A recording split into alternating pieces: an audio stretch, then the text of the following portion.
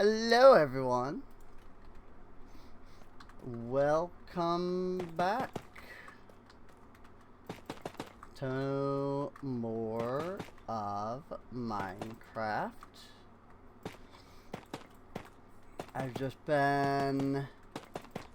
I have a lot of tough... I need to turn down my speakers.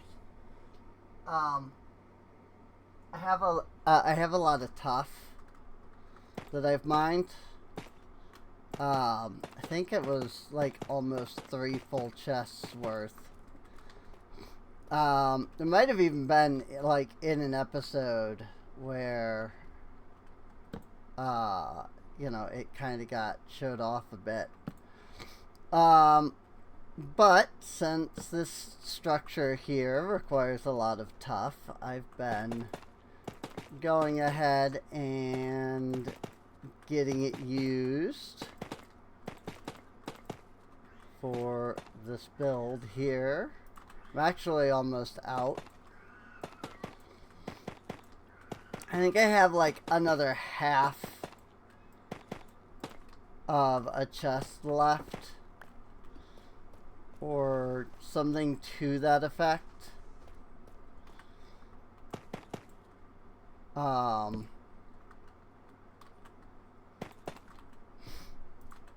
So it's not an overly abundant amount that I have left, but what I have in my inventory is not what I have left. There's more that I have elsewhere.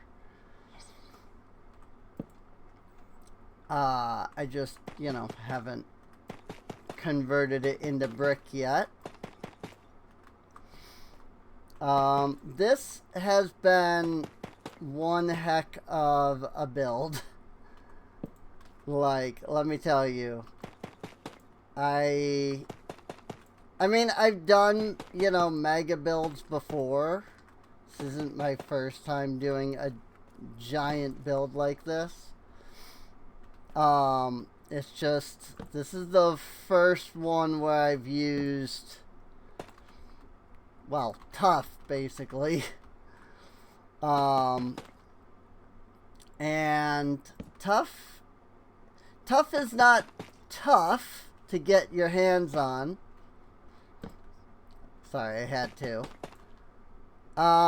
It's more just annoying to get your hands on because you have to go down and find the big deposits, and then those deposits are freaking like massive, and so you have to kind of sit there and, you know, work with it,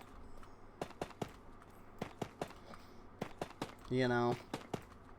And then you can usually get a good, like, full inventory or even multiple, sometimes. That said, it does make a really cool, natural-looking cave afterwards. If I were to go down to where I've mined all of this stuff, you know, you would honestly you probably wouldn't be able to tell that it wasn't just a big cave that was down there, you know? Which I think is pretty neat. I just wish that the middle mouse click thing that's on Bedrock was in Java Edition, where you can middle mouse click and it'll like grab a new stack from your inventory. Unless it is. And I've just not been using it.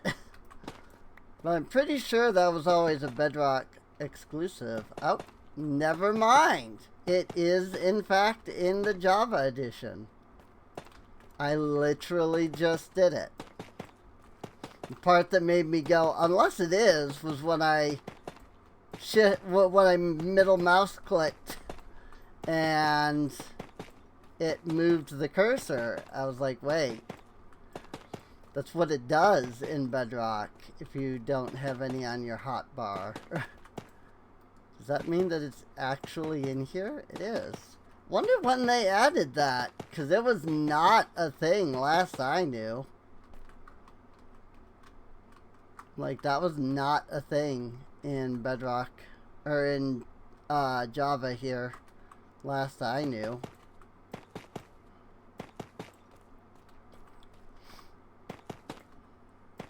That's actually really handy.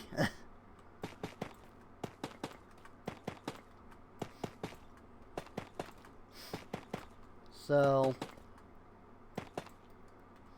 because you could just do that. Who knew that that was, in fact, a Java feature? I certainly didn't. Why is there a cat all the way up here? How is there a cat all the way up here, for that matter?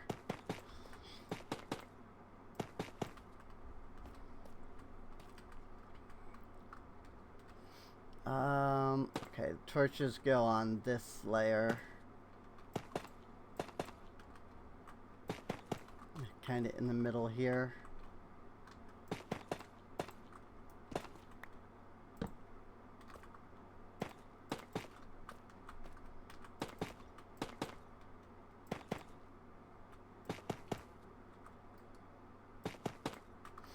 But yeah, I thought that was a Bedrock exclusive, so I haven't been using that. I'm really glad to see that that is, in fact, here in the Java edition. Because, like, this isn't modded or anything. You know? That said, I do want to note one thing about this not being modded. And that is that it technically is. It's not when I'm like recording these videos. But I have figured out that you can install mods as long as they are the type that don't like add anything. You know, they don't add blocks or, you know, new things to the registry and stuff like that. And you can just copy your world right into a modded instance and then just do stuff in that modded instance that maybe you're wishing were more, you know, base features. For example, maybe you really wish that there was fast leaf decay or tree harvesting.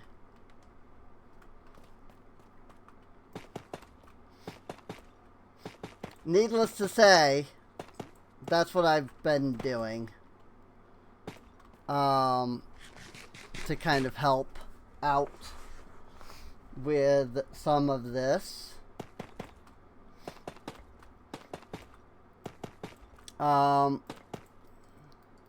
And that's it. Mainly, I've been needing to clear out the area over there, and there was a lot of trees. Like, a lot.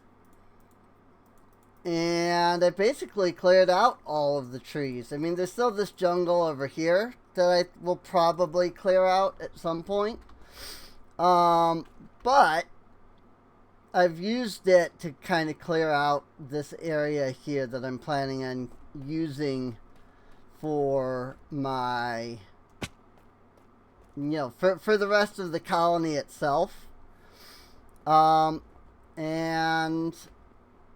I realized that I could just load it up in a modded instance as long as I'm using, you know, the same version. You know, if I make sure that I load it up in 1.21.5 NeoForge. You know, I'm able to then just throw it in and it works. So, as long as I'm not adding anything to the world, nothing has to get modified, and thus I need not worry about, like, destroying my world or something. So, that's been nice. Just having the ability to use Tree Harvester mostly. That and JEI has been nice. Although I think it's REI on NeoForge. I don't think JEI is on NeoForge. At least not last I checked.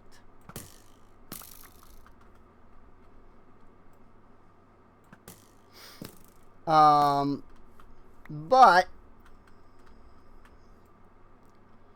that brings me to the point where that brings me to my point of, even though,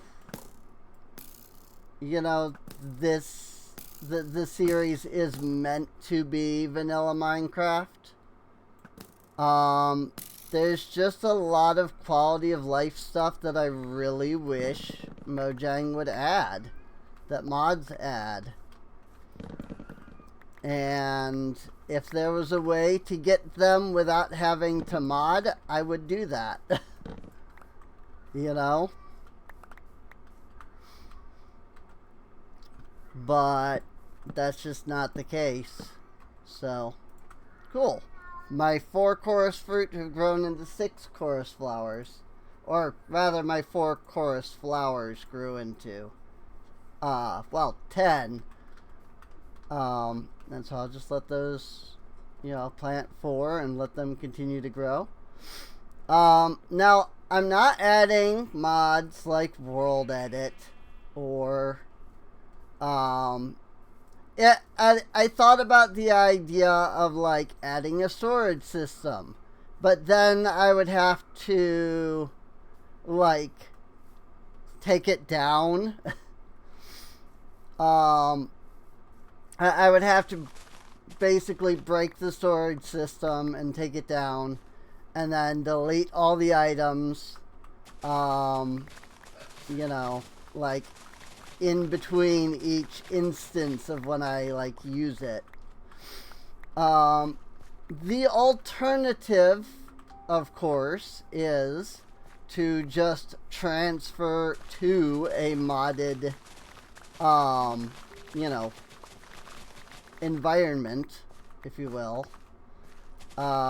where, you know, maybe I just keep up with the latest version of NeoForge. And there are a couple of mods out there that do update pretty quickly. You know, REI, Tom's Simple Storage, I think is what it's called. Something like that. Like there are a couple of mods that are pretty much guaranteed to always exist.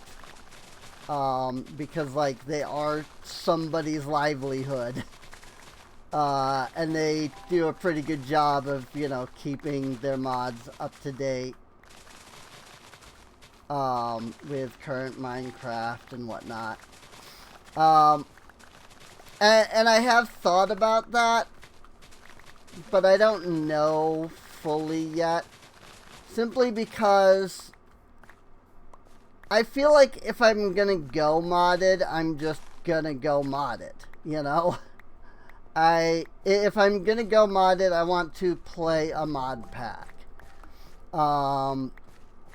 And so if I'm gonna do that, I'm gonna want all of the really good fun mods like Create or Ars Nouveau or, you know, things like that.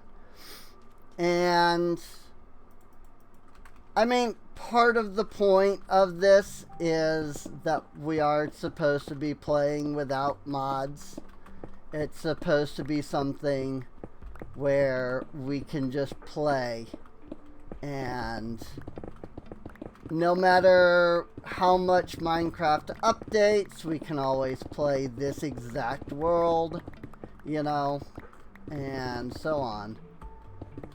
And so I would be reluctant to consider turning this into a full mod pack.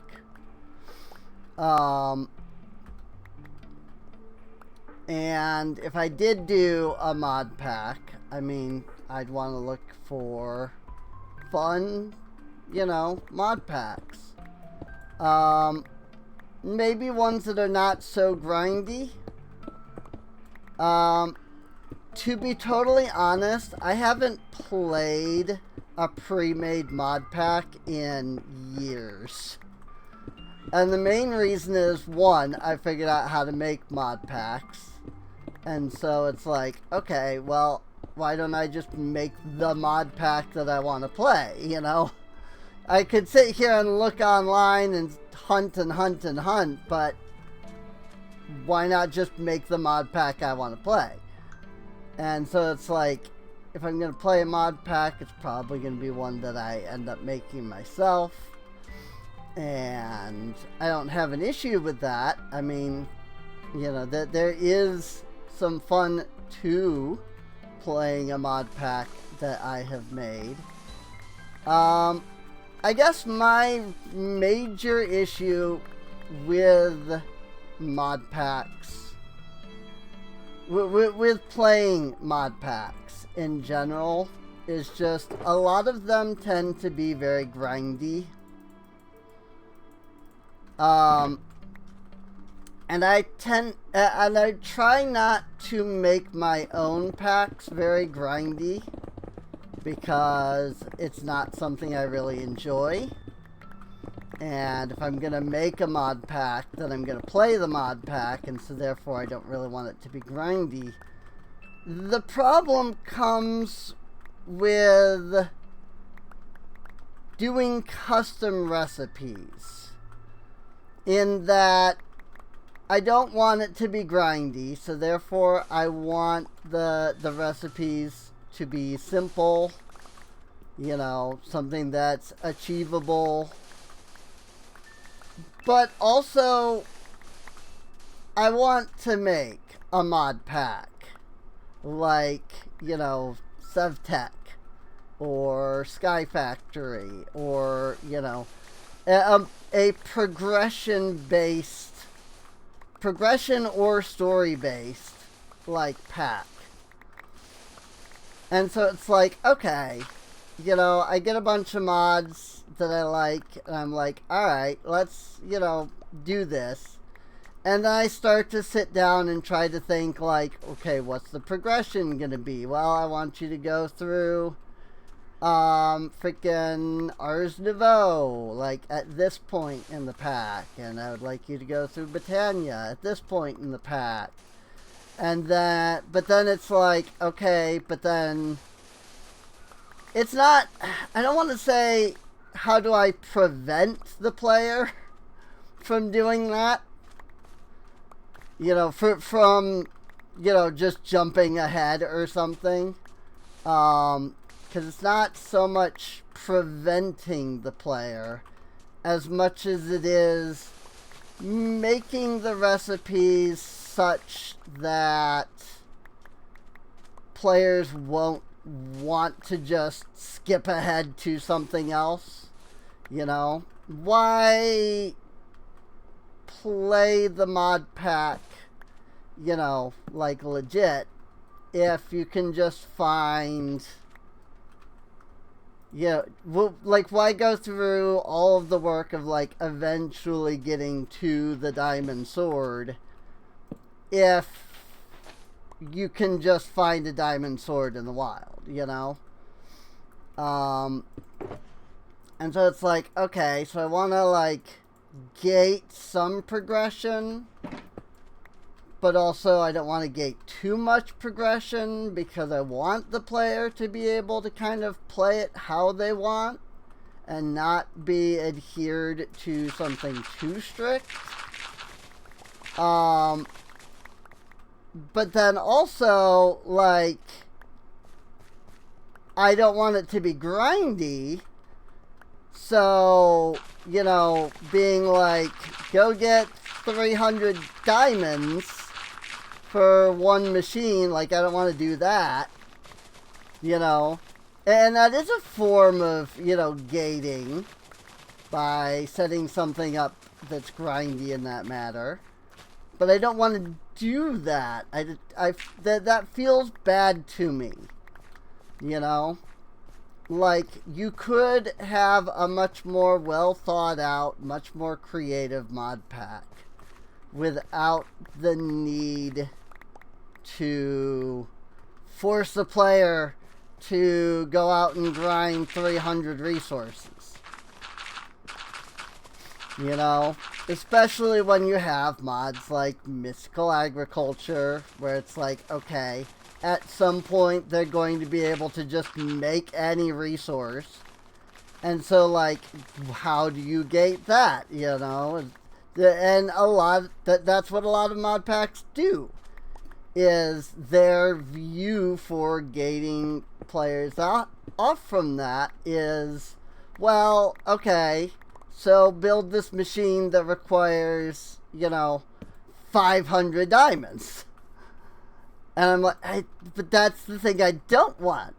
I don't want it to be a grind. I just want it to be, go get the resource. You know? And so then I end up struggling with, like, well, what do I want these recipes to be? And, like, you know, I have create in the mod pack, but I also have stuff like immersive engineering. And so it's like, okay, so how does immersive engineering fit into the create mod? And, you know, I'm not a creative person. I know, hilarious to say, considering that I am a writer, a published author. You would think that, you know, being creative would be a necessity there. But it's apparently just not. I mean, you know, that's why my books don't sell, I suppose. You know, my novels haven't sold is because they're not creative. So maybe there is some level of creativity required, you know. But like, I don't know. I'm not a creative person. Let me say it this way. I've essentially been working on the same mod pack ever since 1.14. And the reason I say that is because it's not, you know, I go in and I change mods all the time and I change versions and it's like, okay, you know, this is that now. But I always kind of, when I decide to start making a mod pack, I start with the basis of what I've already started with back in 1.14. You know, it's like, I'm gonna just do this mod pack again. And this time, who knows, maybe I'll figure out, like, what I'm struggling on. Because, you know, different versions of Minecraft and things. So there's, you know, new features. You know, mods are, some of the mods are different. So therefore, they now have new features. And, just, you know, stuff like that. And so I'm always like, alright, what can I do, you know, with, let's say, you know, what can I do with Ars Nouveau in this new mod pack? Well, Ars Nouveau has these couple of new features. So how can I incorporate that into the way that I want to do the mod pack? And I just end up struggling to... I'm struggling to come up with anything that doesn't feel grindy, but also is still, like, gated, you know, where a player can't just, oh, I ran over here and I picked up a freaking whatever from, you know, this other, from a dungeon, and now I can just, like, skip ahead 30 quests, you know, kind of thing. And that's, like, the part that I struggle with the most, I would say, is just trying to figure out how to not make it grindy, but not make it so that the player can just get it done and then be done, you know? So, and, you know, there's a lot that I would like to do with the mod pack.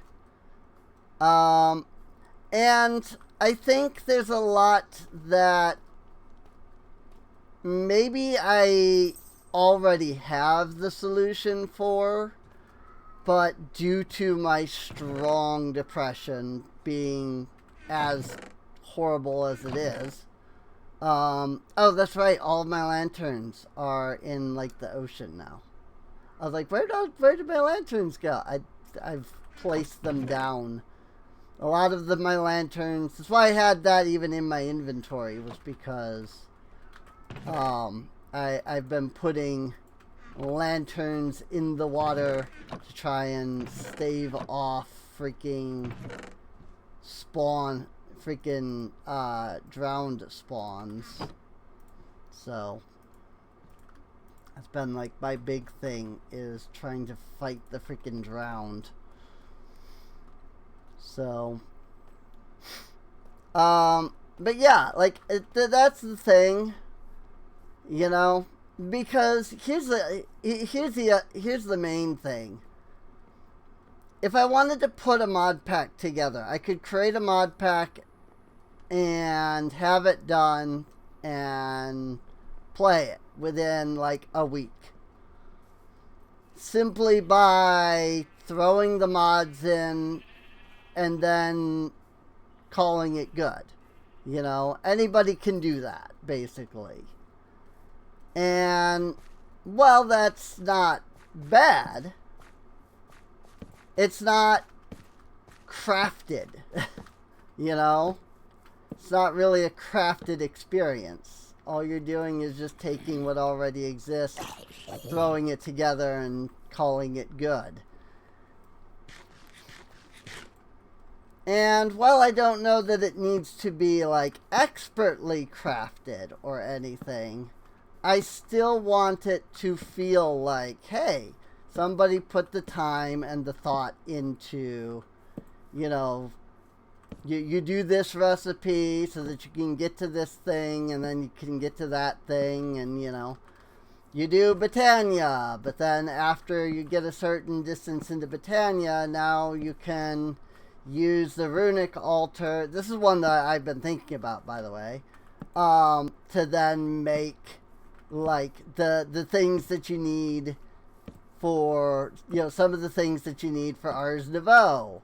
And then through the fact that you've now used Britannia for that, you can then turn around and, you know, kind of merge Britannia and Ars Nouveau into, like, a single, like, quest line, you know, progression, if you would. And that's where I'm basically stuck at. The first mod pack I made, the Rise of the Titans, was that I did do a little bit of custom recipes, but it wasn't an overly large amount. I would definitely say it wasn't an overly crafted experience. It was more just like, okay, you now have the ability to obtain this item. Now that you have the ability to obtain that item, now go and collect some of that, make new tools because they're better. And then, okay, now go to the Erebus and, you know, fight the titans that are in there. And while you're in the Erebus, you might as well craft Erebus gear. And, you know, a lot of it was just, like, figuring out the progression and then tweaking the recipes that go between mods to make them kind of coalesce into a single, like, quest line mod pack, right? And I would be completely okay with doing something like that, where it is just the minimal, like, recipe editing. The problem is that I get into, like, I want create, and I want, like, immersive engineering, and then, like, okay, so now I'm doing these things, but they don't, unless you add things to make them work together, those two mods don't work together.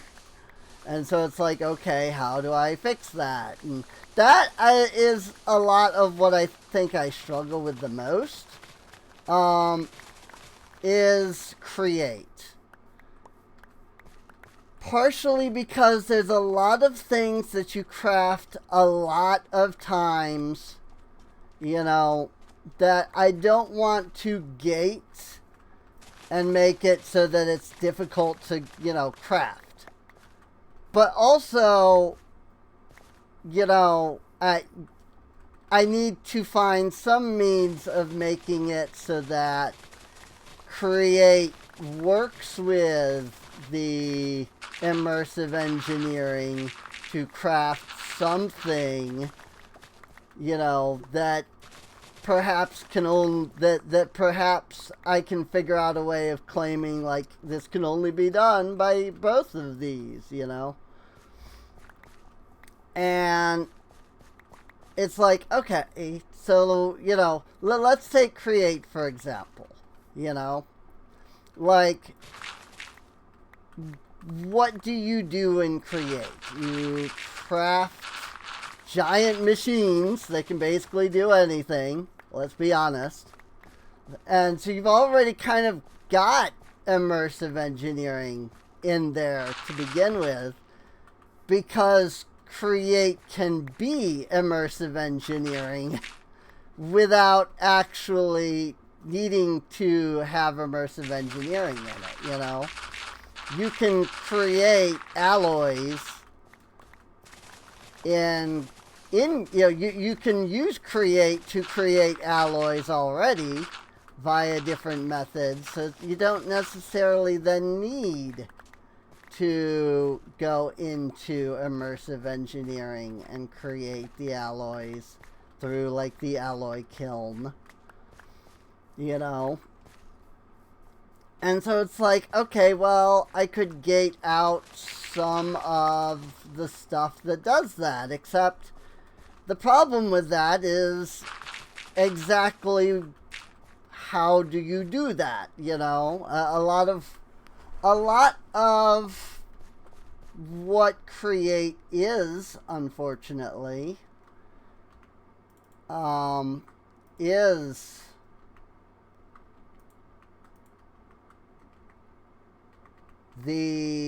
I'm just gonna throw this dirt out, I don't need it. A lot of what makes up create is the ability to do a lot of stuff, you know? You've got the mechanical crafter, you've got the the smelting via, you know, lava and fans. And, you know, so it's like, okay, so how do I then gate those things off without also gating, like, other big features of Create off?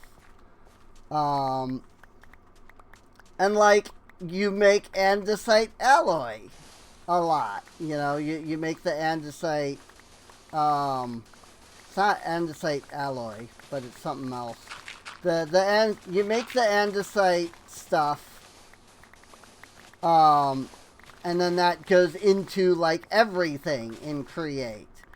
So then I feel really bad if it's like, okay, well, I'll gate it off by making those harder to craft, because now I'm making you go through something complex and convoluted so that you can create something that you need like 1,000 of, you know, and then that just feels like you're grinding, you know.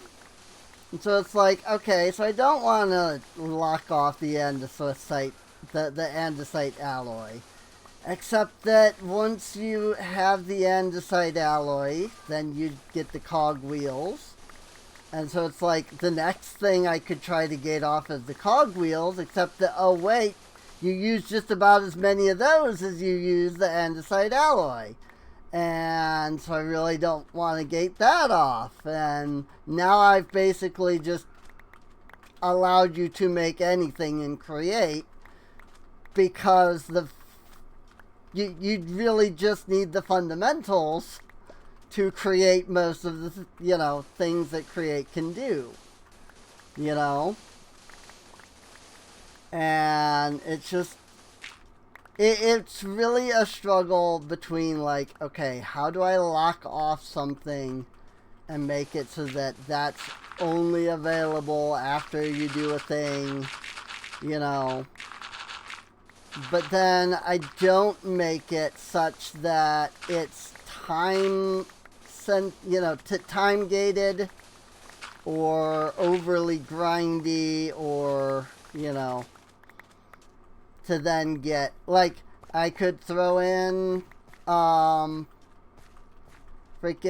extended crafting, you know, and then maybe in there, like, either the flux crafter or the ender crafter, you know, maybe you could craft the, you know, the andesite alloy, let's just say. Except that the problem with those is that those take time, and a lot of time. And it gets really, really, like, the more that you have to do, the more annoying it becomes. And then now that becomes a problem. And I don't like that. And so then I don't do that, because that feels like I'm just time gating. And, you know, it's not a grind now because maybe the resources are easy. Now it's a grind because, okay, now I have to stick this thing into the freaking ender crafter and then wait 5 minutes for it to craft, you know? And ultimately, it just comes down to not having the creativity to figure out how to make it not feel grindy. Because I do know there's a way. That's the thing. Like, you know, I know that there is a way to make it so that it doesn't feel like a grind. That there always is a way. You know, to... You just have to be creative enough. It's like I say with, like, video games. Let's say, like, RPGs. where it's like, okay, you know, we wanted this to be difficult, so we made it so that if you fail this mechanic, you just die. And haha, now it's difficult. But like, okay, but you could do that. You could not do that. And still have it be difficult. You could even still have it be just as difficult. But you could not do that because there's creative ways around it.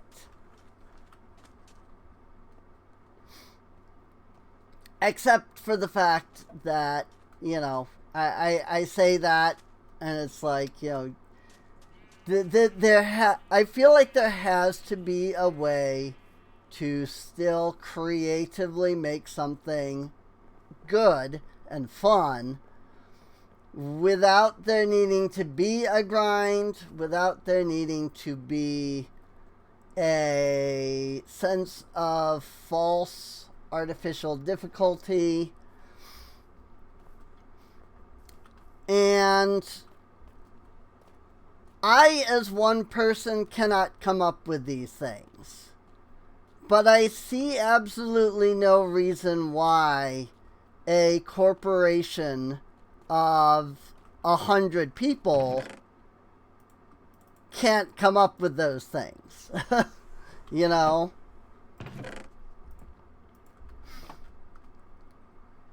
So, and that's what it buckles down to, is that inevitably in the end I am one person that does not have a team, does not have access to many other people, if any. You know, it's that there's just not a lot that I can do personally in that creative front, if that makes sense.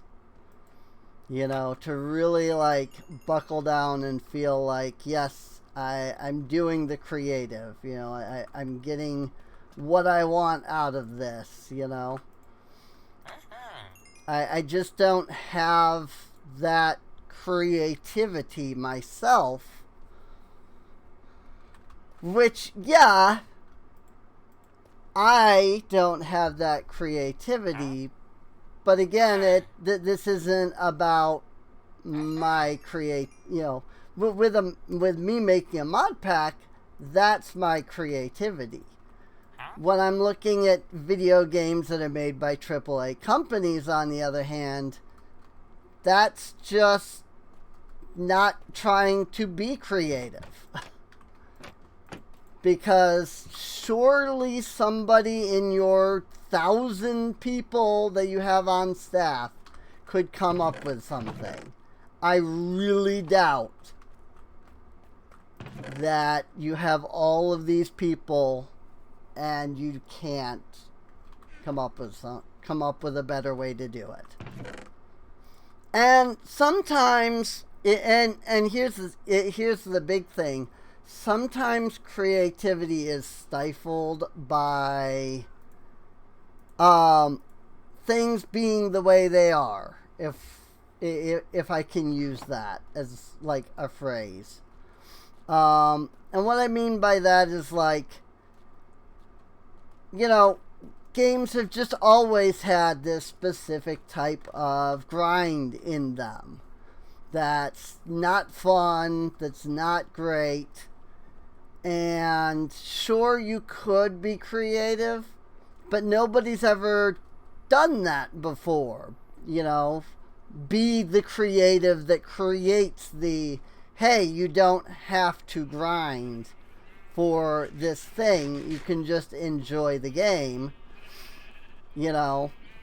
And so because nobody else has done, you know, exactly what you're after, or even like, you know, a part of what you're after, You know, you don't have a lot of, like, places to look for, you know, extra creativity and influence and, the universe that I make is very heavily inspired by both World of Warcraft and Final Fantasy XIV, as well a lot by Mabinogi. And I would even add, like, RuneScape into that. I don't know how much of RuneScape is still in my world. I feel like a lot of what I took from RuneScape has gotten phased out for the most part. But I know that the beginning of me creating my world, like, I wouldn't have started to create my world without RuneScape. And therefore, regardless of how much influence RuneScape has now, like, it has influence, if that makes sense. You know, it might be a measly tiny bit in that there's a city called Demondo, which is based off of the freaking, excuse me, there's a city called Phalor that is based off of the Falador from RuneScape.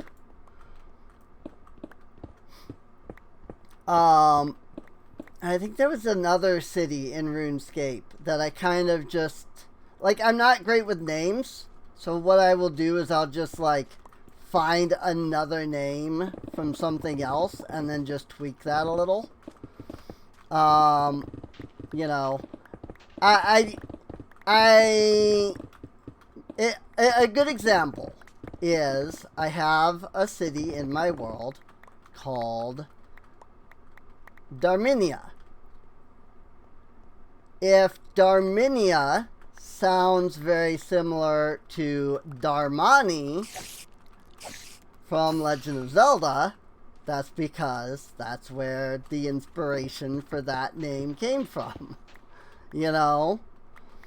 And so, like, you know, there's the RuneScape, there's the Final Fantasy XIV, there's the World of Warcraft. I mean, the goddess of my world, the prime goddess, is kind of based off of Azeroth a lot.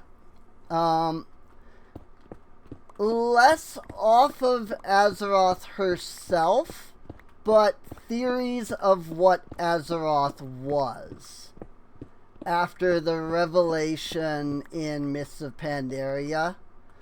And they started to, like, build this idea of, like, oh, Azeroth is a world soul, but, like, she's a really strong world soul and, like, a very powerful world soul, and maybe she's not just a world soul. And, like, a lot of that, you know, kind of influenced my universe. You know, there is a single true goddess, and, you know, I won't spoil too much overly, you know, especially because I do know that some of my D&D players watch my videos and are, we are going to be going into the story that covers a lot of that information, Advent of the Goddess, and I'll be, like, doing the big reveal of, like, there is one true goddess, you know, and, like, this is who she is and, like, what she is, and, you know, there's going to be a lot of that in that campaign, so I don't want to, like, spoil that. But to you know, get back to what I was saying, like, that that idea that there was a prime, a main, if not a true goddess, you know, kind of came from World of Warcraft. Mostly again, the theories that were going around at the time that I, you know, came up with, like, this section of my world history. Because there was the possibility, the theory, the idea that maybe, and I mean, maybe you're watching this in freaking 2029 when the World Soul Saga has completed and we know the truth. But I'm recording this in 2025 where we still don't know what Azeroth is. And so there still are a lot of theories that, like, well, maybe she's not just a Titan or even the last Titan. Maybe she is the Titan, and a lot of that kind of, like, influenced me. Where listening to their theories, I'm going, you know, I'm not entirely sure that I believe the theory. However, this has now given me ideas of what if I did tell that story, you know? What if those theories were true, but not necessarily for World of Warcraft or anything, but for my universe? And, you know, and in the end, it shaped a lot of what I'm planning to do in Advent of the Goddess. And it should be really fun, in my opinion. It's just a matter of whether or not I can be creative enough to actually freaking come up with all of the stuff for it. And unfortunately, I feel like that's sort of one of my issues is I do have creativity. I have a smidgen of creativity. I definitely feel more like I can take other people's ideas and do little twists on them and create something original. The problem therein lies that I can't come up with the idea itself. And so I therefore look at, you know, well, maybe Azeroth is the prime, you know, the one true goddess kind of thing. And it's like, okay, you know, I like that as an idea. I like that as something that I could use. And so now I can use, you know, some of the things that they're talking about in the theories. They kind of that they're saying, like, point to that. But I don't know that I can come up with the actual story around it outside of simply what their theory told me, you know? And to a degree, I do get the idea that, like, somebody will be like, well, you know, create your own instead of using other people's ideas then. The problem is that that's what I can't do.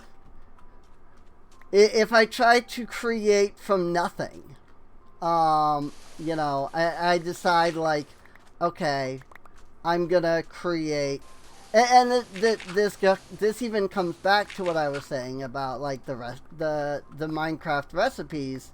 It's like, I can look at the Minecraft recipes and I can go, okay, I can tweak this here, I can tweak that there. But I don't feel like I have the creativity enough to come up with recipes myself that make sense. instead I look at their recipes and it's like, this already makes sense. I can't think of a way to improve that. You know? And so I can't think of a way to improve what's already been made. But I also can't come up with something that's not already just what's already there. And in that regard, it comes down to, you know, with like the storytelling, it's like, okay, you know, the advent of the goddess, you know, the coming of the goddess, as advent means basically. It's like, okay, so the story idea is the coming of the goddess, you know, the advent of the goddess. But then because it's advent of the goddess, the only thing I can think of is Advent of the Goddess from Mabinogi. And of course, I don't just want to retell the Advent of the Goddess from Mabinogi. I want to create my own Advent of the Goddess, but I just can't come up with anything. And unfortunately, because of that, I end up defaulting to, well, Advent of the Goddess is the Glasgow-Lean, you know? And like everything from Mabinogi in the Advent of the Goddess storyline, you know, in some way.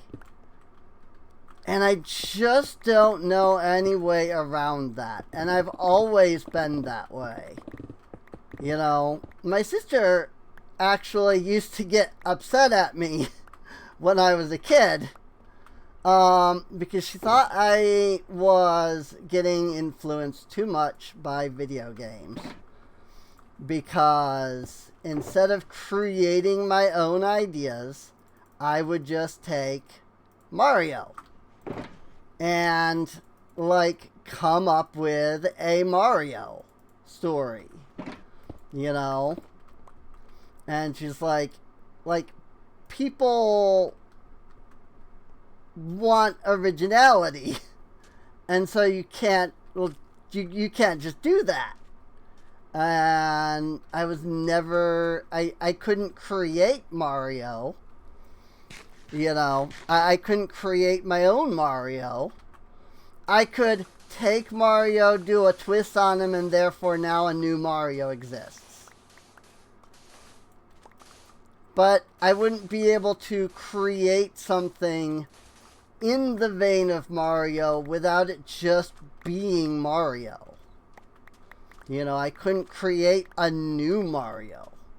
I would just create a Mario that's similar to the Mario. And I mean, maybe she was right. Maybe, you know, my creativity was stifled because as a kid I always did, you know, stories and like had ideas from other things, and I just created that way. And so maybe I just never learned to properly create things. And there is an argument there to be made about the whole, you know, well, nothing is truly original nowadays, and all that, because it's like, you know, it's not that you're trying to create, you know, you can't create a Mario because Mario already exists. Or you can't create a new Mario because Mario already exists, but you can create a Mario because no matter what you do, you're going to end up just recreating Mario if you do what Mario does, you know? But that's okay as long as it's not, you know, very clearly this is just Mario, right? And to a degree, I know I've mentioned this before, this is one of the things that bugs me about the concept of copyright. And especially nowadays with the advent of like trademarking, where it's no longer just, hey, you know, you can't make something quite the same. Now it's, well, we just own this concept forever now. And you just can't ever do anything like it. You know, and it's like, you know, sure, you know, maybe that there is some logic to the idea that I can't make a Sonic game. But and Sega probably wouldn't do it. But like Nintendo might. Where, you know, there is a logic to I can't make a Zelda game. But then I try to make a Zelda-like, and Nintendo's like, nope, sorry, that's our trademark. And like, you know, we own the Zelda, you know, even the Zelda-like, you know. And you know, there is an argument there, obviously, of like, well, you know, that's just corporate greed being corporate greed, and they really don't have that power, you know, and there are ways to fight against that and things. But also, the problem is that unless you are a big name person, you're not going to have the ability to try to fight that. And so, like, what do you do at that point? You know, it's like, well, this is too similar. You know, and maybe it's not so much copyright as it is that copyright can extend outside of what you actually own. You know? It's like, I could draw Sonic and then color him green, but he's still Sonic, right? And so Sega would be like, hey, no, I'm sorry, but that's Sonic. You know, I could call him whatever I want, but it's still Sonic. And to a degree, like, yeah, that does make sense, because otherwise that's what you're going to get. But then people take that to maybe to the extreme, you know. Sorry, you can't make a character that wears a green tunic because we own Legend of Zelda. Except for the fact that Legend of Zelda, you know, Link, was created based off of a guy that wears a green tunic, Peter Pan, you know? And, you know, and it's just like, to a degree, I feel like, you know, the problem is that you can't have both. You know, you can't have a world in which there is copyright, but also you can make a guy, you can make a game about a guy wearing a green tunic without, but that's Link, you know?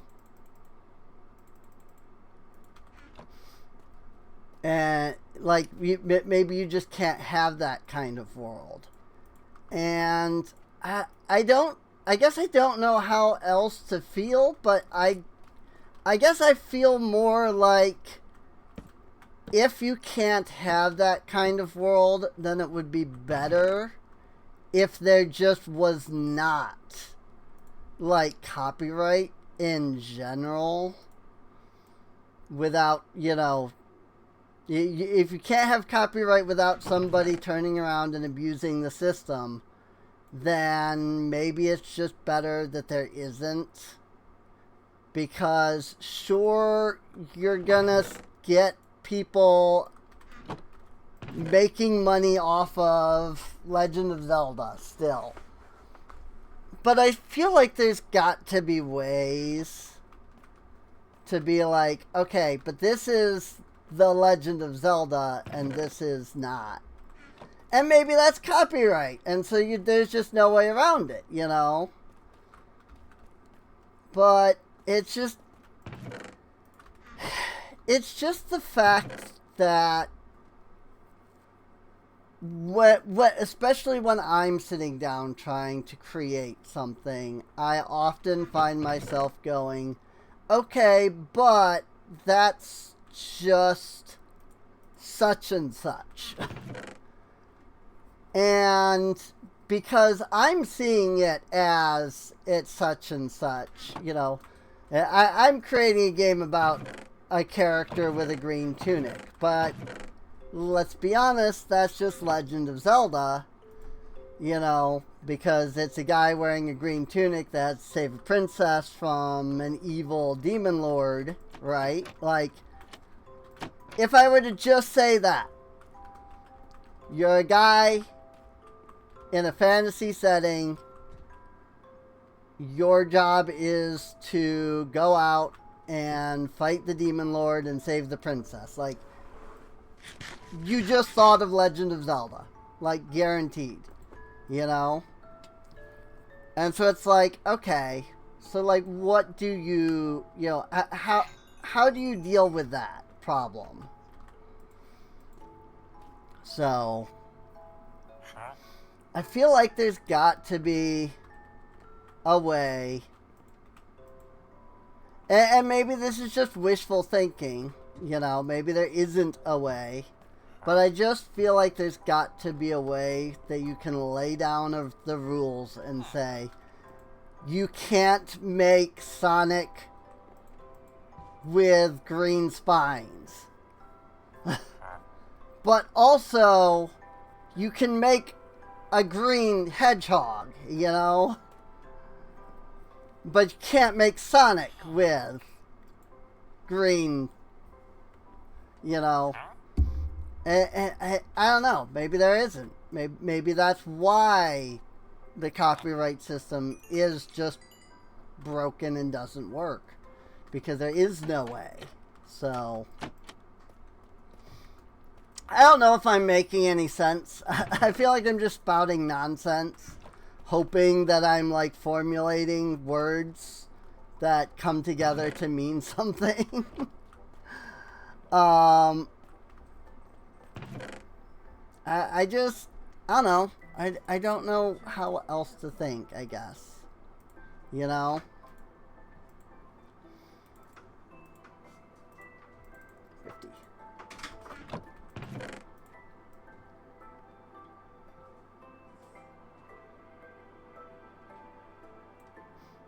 It is not 50. It is more than 50. 54. It's 54 emeralds. 54 slots, I guess, I should say.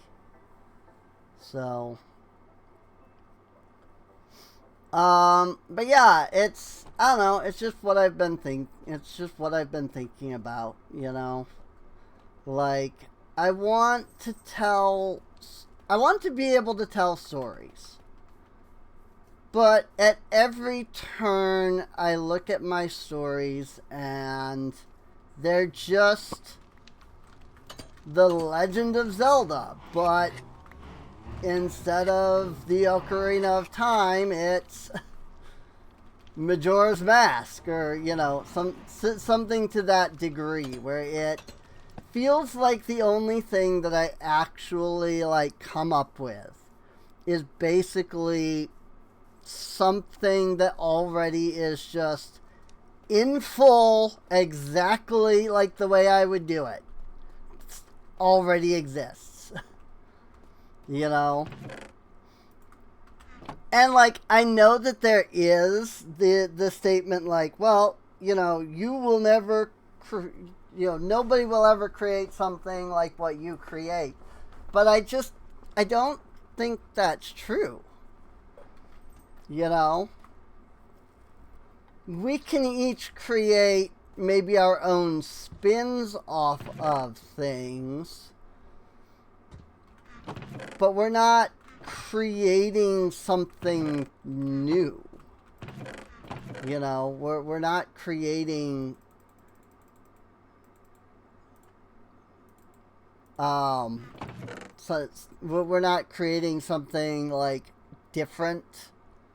You know, all of the stories that we have ever told in history can be put together, and you can find every variation of every story out there in some way, you know. The freaking Tolkien, Lord of the Rings, that there is out there somewhere another story about somebody who gets a very powerful object, and it has to be destroyed by going through all sorts of, you know, difficulties and challenges. And it leads to a complete and total, like, change of the world. You know. Like, I'm pretty sure it's out there somewhere outside of just Lord of the Rings. You know? And it's that kind of thing that inevitably is what I struggle with the most, I think. It's just, I really don't know how to do something that is not already done in exactly the way that I would do it, you know?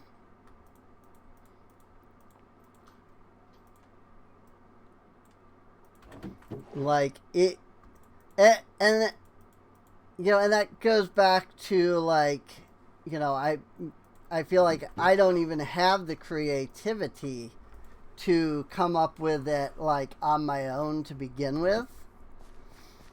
You know, it's like I didn't come up with the idea of there's a single supreme goddess, and, like, she is the first goddess, the main goddess, the prime goddess.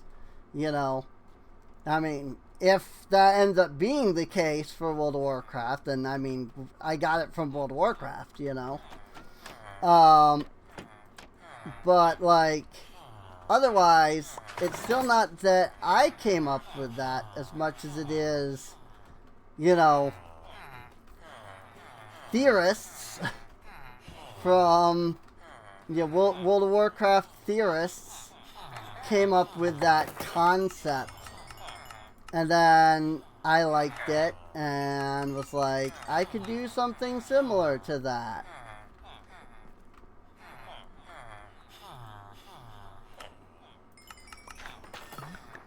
But also, like, I just don't have I just don't have an idea about it in general that is unique to me. Everything I've come up with involves other things, you know? You know, again, Advent of the Goddess, you know, it comes from Mabinogi. Like, I legitimately can't think of a way to tell a story about the coming of a goddess that is honestly any different from the way that Mabinogi told theirs. And I don't know. You know, maybe that is just I don't have creativity and I can splice things together well, but it's not personal creativity, you know?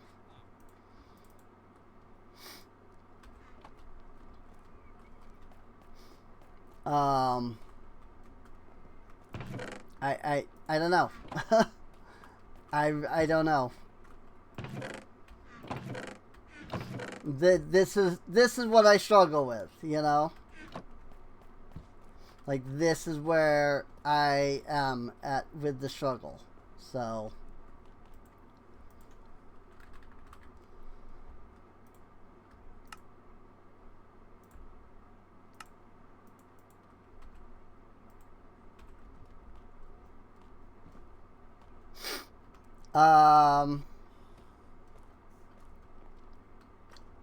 yeah. I don't know. That kind of just like I, that was kind of like the end of the thought, unfortunately. I actually just don't have any further like thought than that. I feel like I may not have even had a lot to begin with, and I've just been saying the same thing multiple times here. Cool. So,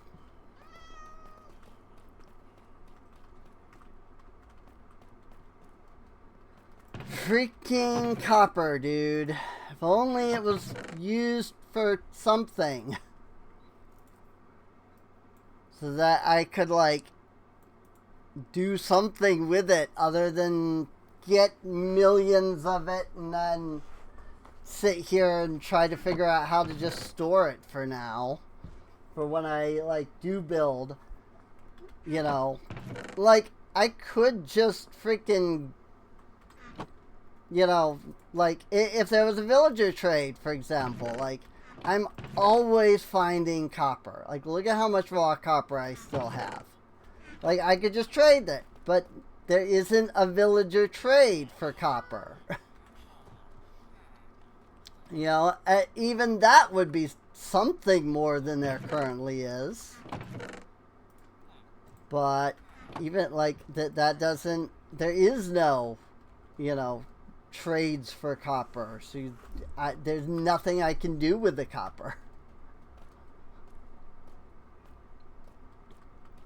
At some point, I will be happy that I amassed all of the copper, because yes, I will end up using it for builds at some point. But right now, it's just a struggle to store all of the copper that I have found. So, I just don't know what to do about that.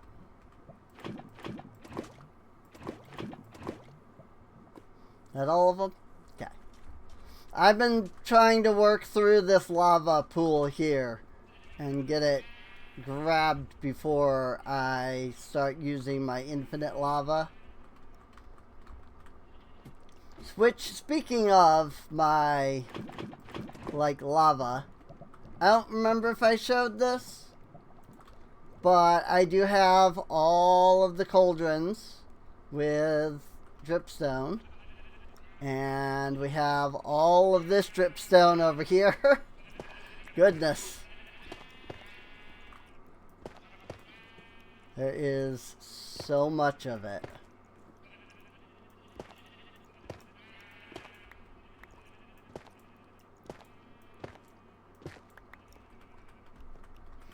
There's just so much dripstone now that, like, now that I have the dripstone production going, now I have plenty of dripstone. Which is fine, you know, I'm not complaining. It's just like, okay, I have dripstone. Like, now I just need to find a use for that dripstone. And again, one of the uses for it is that I've got to come in here. I might as well even go ahead and, like, kind of start this. I just got to come up here for this.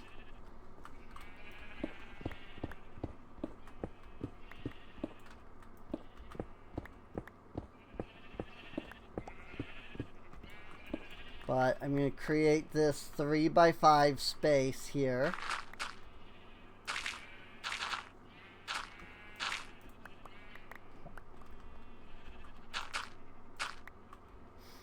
And then, so basically I can put clay blocks here, or dirt blocks here.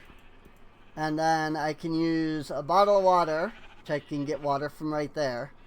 And then I can click on that water, or on that dirt. And then underneath the dirt blocks,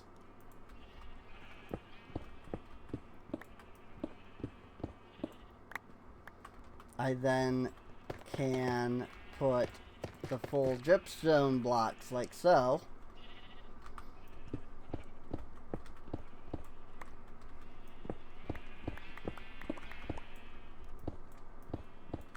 And then underneath the full dripstone blocks,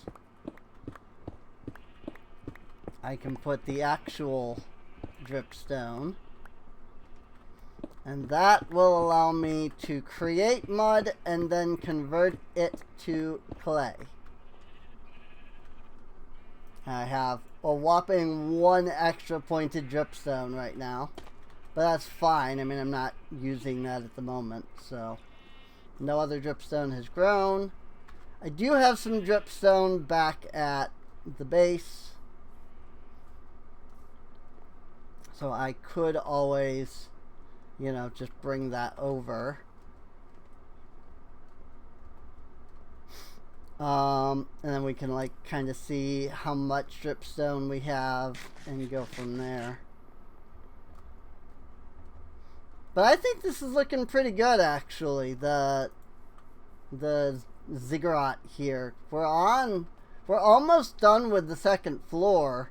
I think I want to finish that before I get too far into things. Or, well, rather, I want to finish that before I finish, like, the episode. So, make 5 more, but I need more than that, so. But that's fine. I think I need 6 more. I had 9, and then now I added 5, so I only need 1 more beyond that to fill everything in. And then it's adding the actual, like, dripstone spikes underneath it that actually do the, like, dripping out of the water to create the clay. So, boop. But yeah, I need 1 more dripstone there. And then there'll be dripstone down here. Nothing new. Just figured I'd give it a second look over.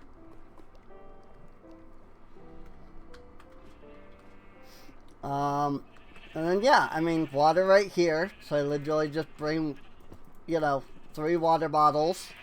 Glug, glug, glug. And then glug, glug, glug. And glug, glug, glug. And then glug, glug, glug, you know. And I make mud. And then that mud drips until it becomes clay. And thus, now we have a spot to build clay. And 15 is a pretty decent number, honestly. We don't really need much more, because generally by the time you've finished putting the water bottles on all of the dirt, the where are we at? Really?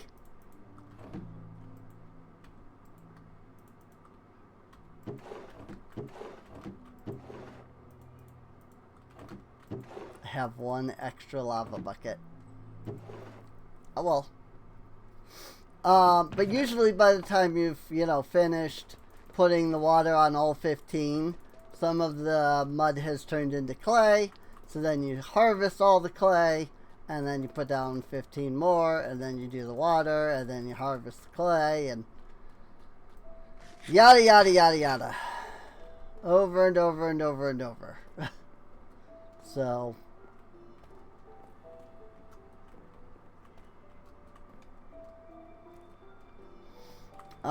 let me come over here to my tough.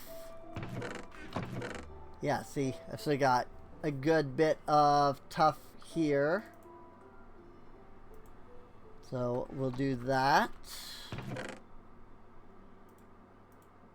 And then I can move a couple of these around. So this is one reason I do kind of wish there was more of a drawer system. Because it does become a pain constantly, like trying to keep the big numbers at the top. You know? And then this is just a pain. You know? Because I can't, like, make it do the same recipe over and over again. But I can't, like, shift click. You know, rather I can, you know, I shift click, but then I have to go up here, click on the thing, shift click out. There isn't an easy way to just, to do multiples in the freaking tough here.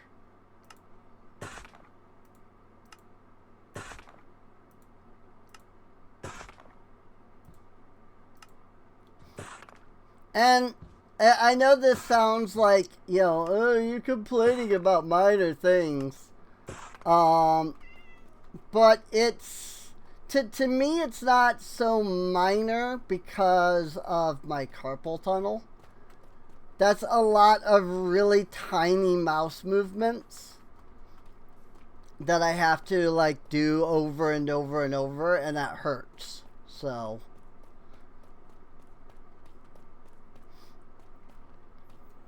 that's really my viewpoint. Is just, you know, I have carpal tunnel.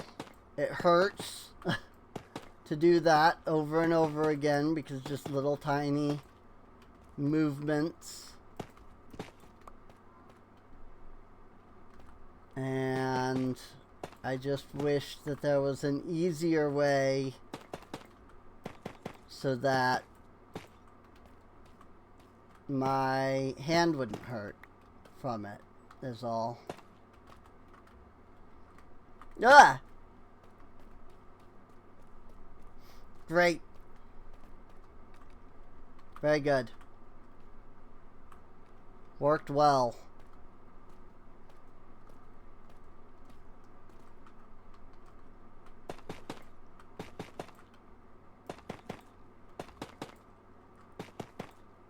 Ah!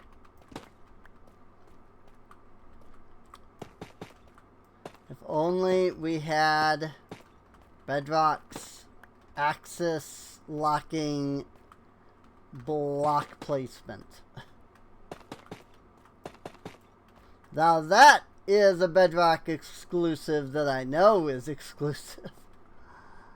I've proven it multiple times just in this episode alone even. I am not carrying any torches, of course. That's what I was feeling like I should have had in my inventory. Is torches.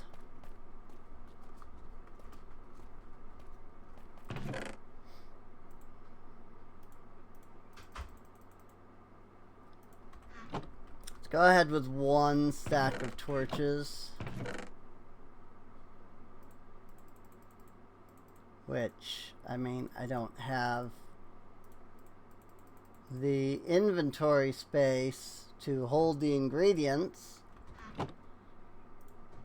But I will once I do that.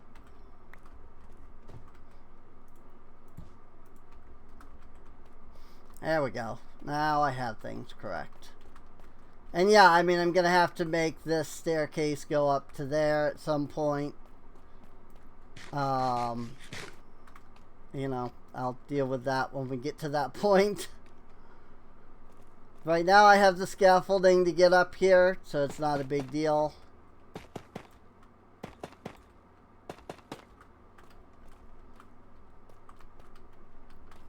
So here, and then just inline here.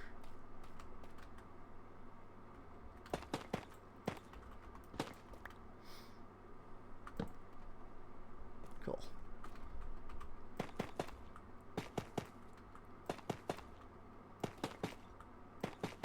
And it seems like I put down torches every 5 blocks.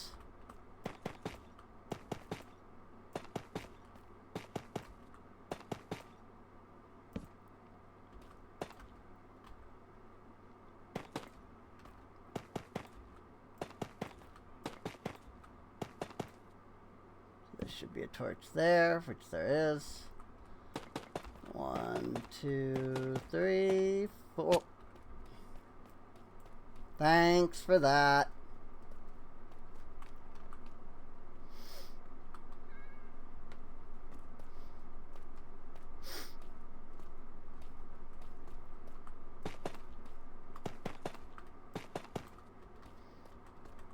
One, 2, 3, 4, 5. 2, 3, 4, and 5.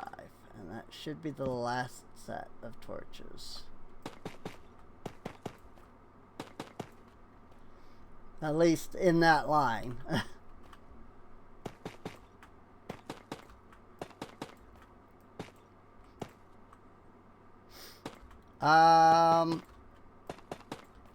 I feel like I've run out of things to say. After blabbering on about who knows what for an hour and a half, I have finally ran out of things to say.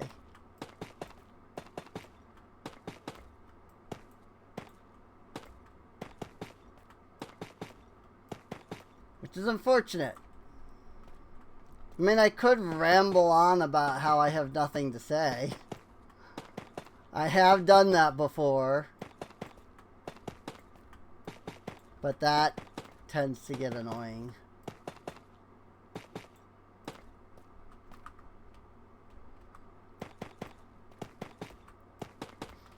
But we are almost done with this floor.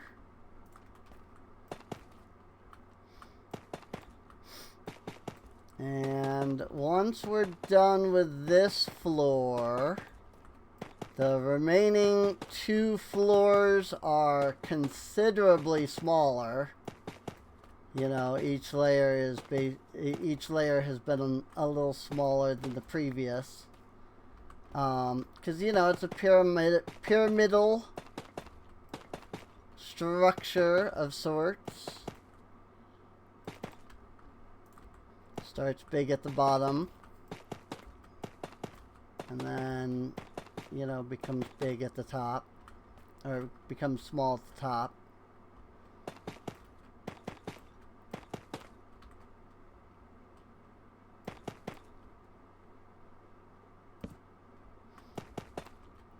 Two, 3, 4, 5. 1, 2, 3, 4, 5. Leave a comment down below if you just learned today that you can shift click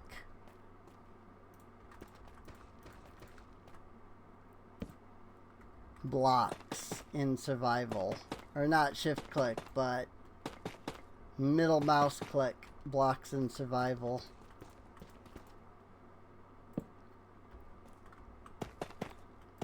Two, 3,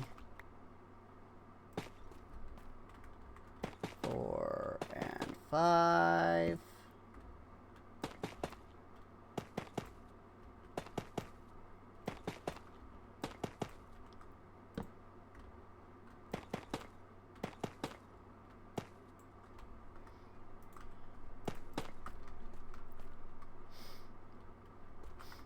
I also wish that the bedrock bridging was a feature.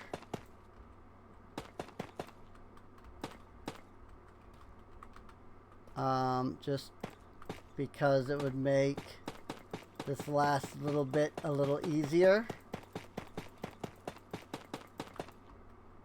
Because I could just walk more or less straight forward.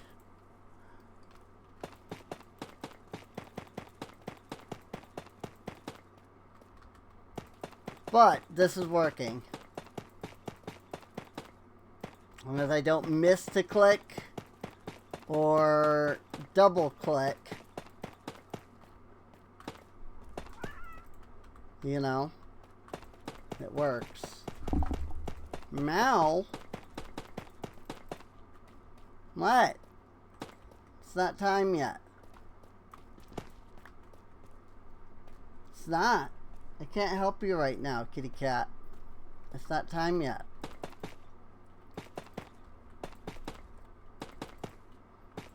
So we got another 15 minutes. Which honestly doesn't really matter. I'll probably feed her here in a moment. Because she's hungry.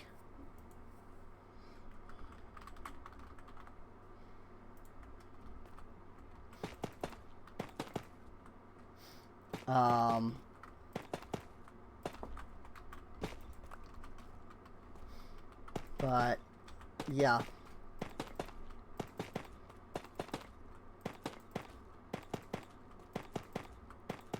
Maybe once I get the line I'm working on here done, I'll pause the episode and do that.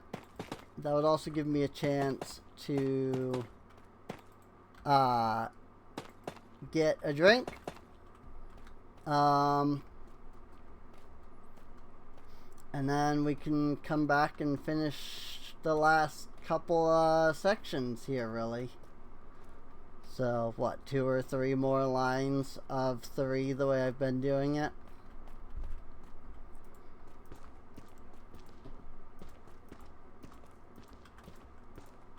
Yeah. There's another 3 more lines of 3, basically. There's 10. If I just do what I did over there, I get 2 more. I get 2 lines of 3, and then do the line of 4 as the last one. So, oh, I should probably show you what I've actually, like, done. I didn't even think about that. So, there's gonna be a big, like, archway dome thing here. My only complaint with this design is that I didn't think about how to get onto here other than just jumping over.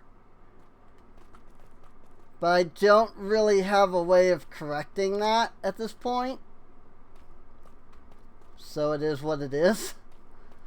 But yeah, you come down here, down these steps, come around to this side, and then there's this little thing that sticks out on the, like the real structure. I assume this was like some kind of a temple-ish room or something like that. But for this structure, it's not. It's the entrance to the middle. And just like down below, this is all going to be storage. And then there's still one more floor above that for further storage. There's a lot of storage. And on this side, you got another one of these. Did I put that back? I put that one on the wrong side. I have that one backwards. Yes. Yes, I do. I have that one backwards. Whoopsies. Let me go ahead and fix that.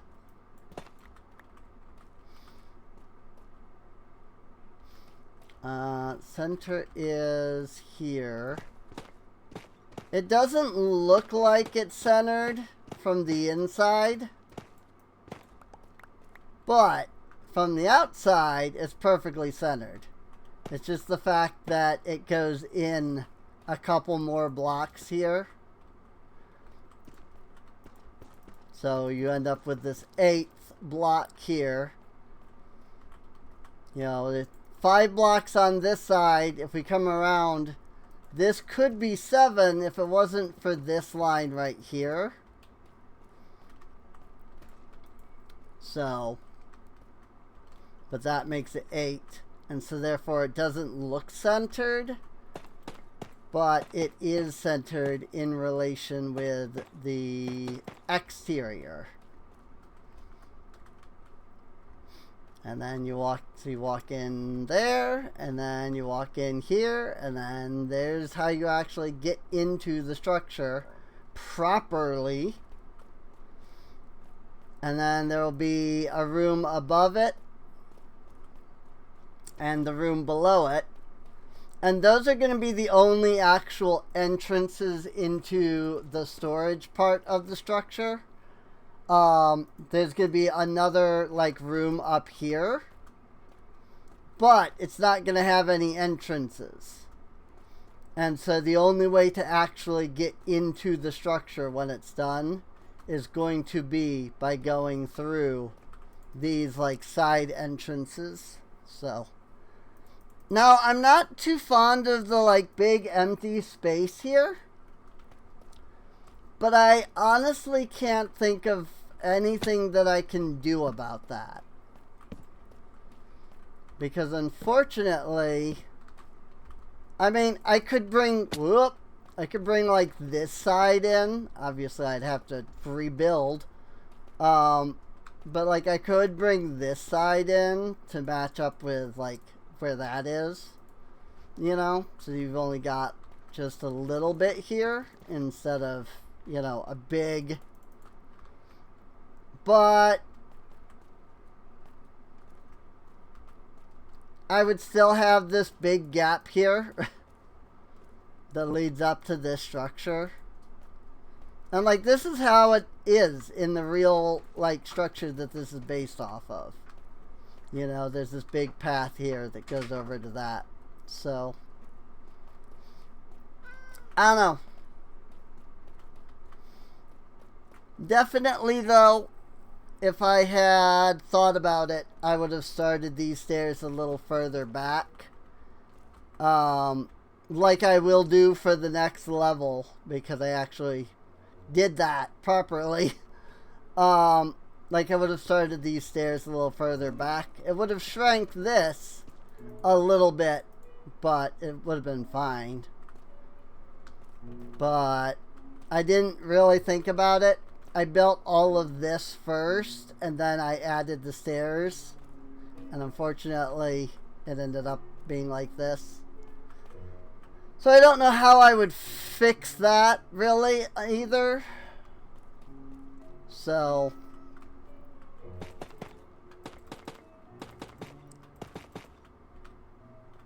I think this is, yeah, it's the next set of blocks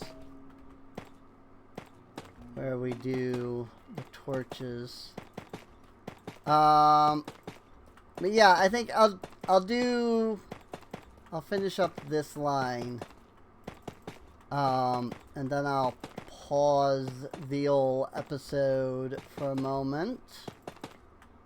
I mean, I could probably say nothing and people wouldn't even know.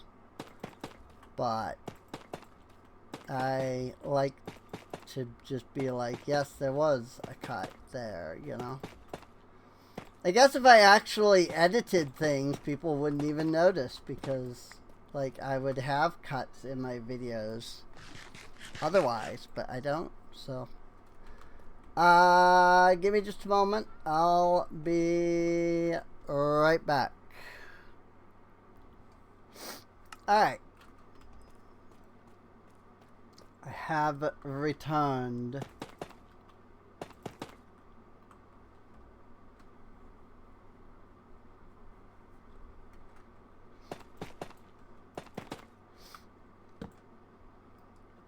figured since I hadn't eaten in a little while, I would also grab something easy and quick to eat, and so I did. It was good.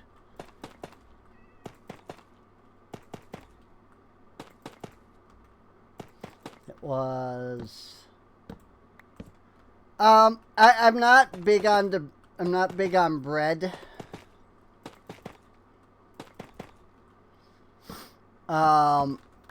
So I made a sandwich, but without bread.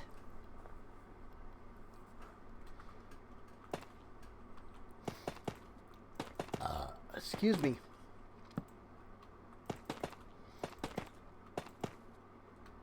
Which, I mean, I know that sounds weird, but I mean, it's what I did.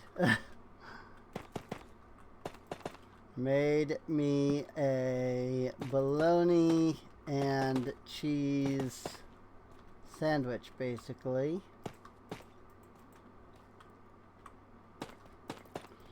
Where instead of using bread, basically I use the cheese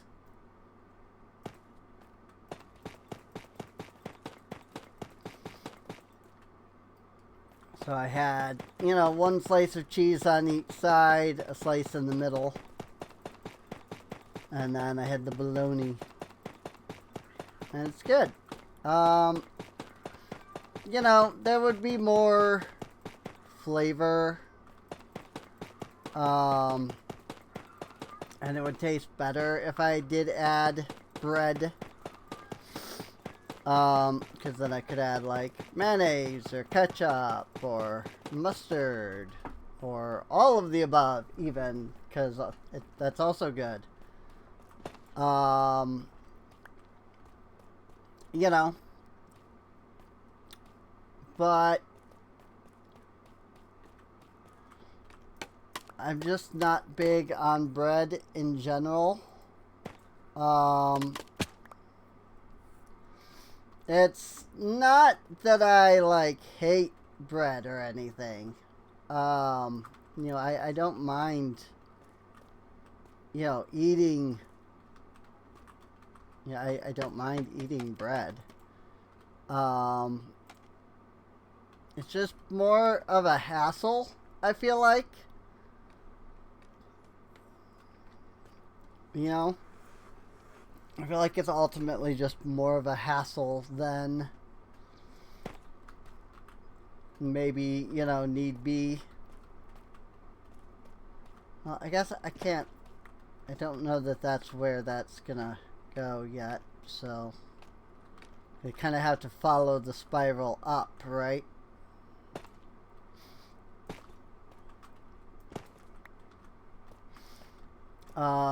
Let me go ahead and come down here, and we'll stone cutter some tough brick slabs.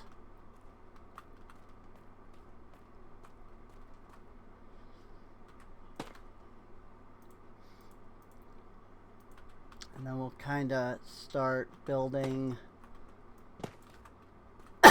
our, you know, building our spiral back up.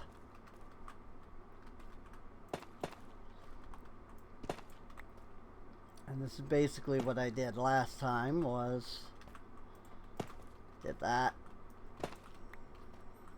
Now we put 2 blocks here. And we try to collect that, but then utterly fail, and it goes literally all the way down. So that's fun. Oop, I didn't build that side yet. We do that.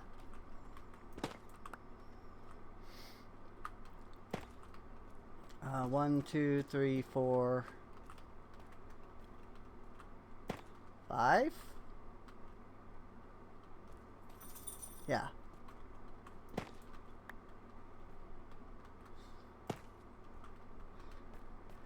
Indeed.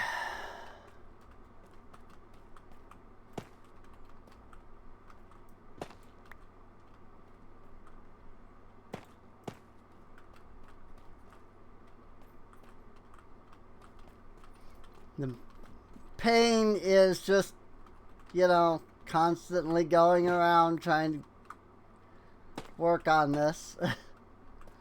You know, trying to be at the top here. This is one of those builds that would be much easier if I had some kind of creative flight. But it doesn't need creative flight for me to build it. That would just be easier. I thought I was going to actually need that, but it doesn't look like I do. Oh, frick.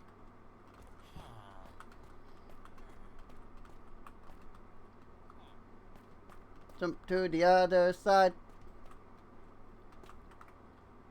And then it's this way. Right there. And there. And we grab that block. Boop. And boop.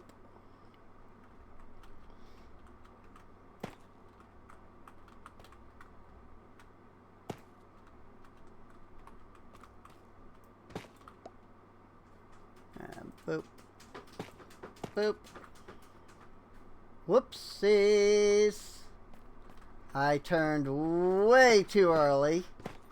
I don't know what I was thinking.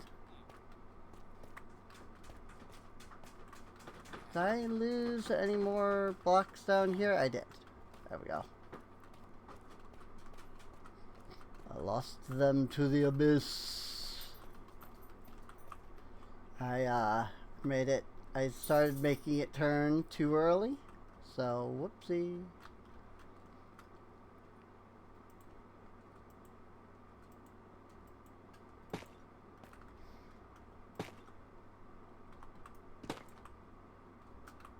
Of course.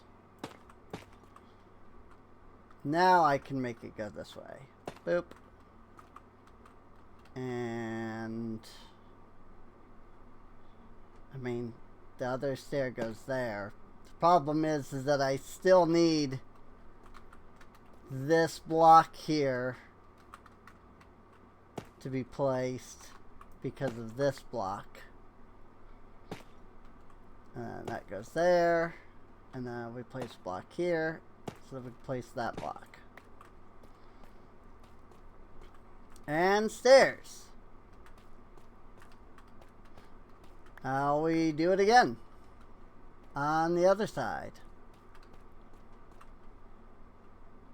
There we go, 2 blocks out.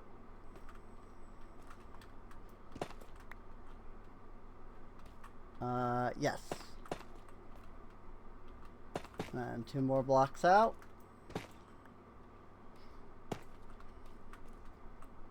That there, that there. And 2 more blocks out.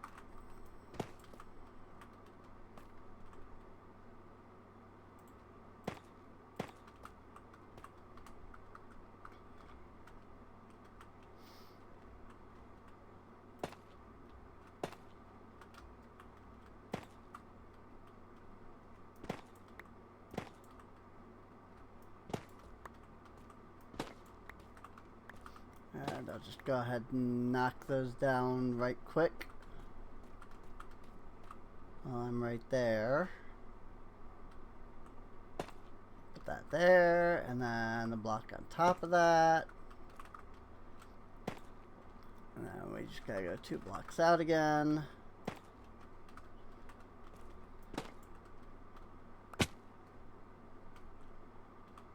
And top block. Whee! I almost fell.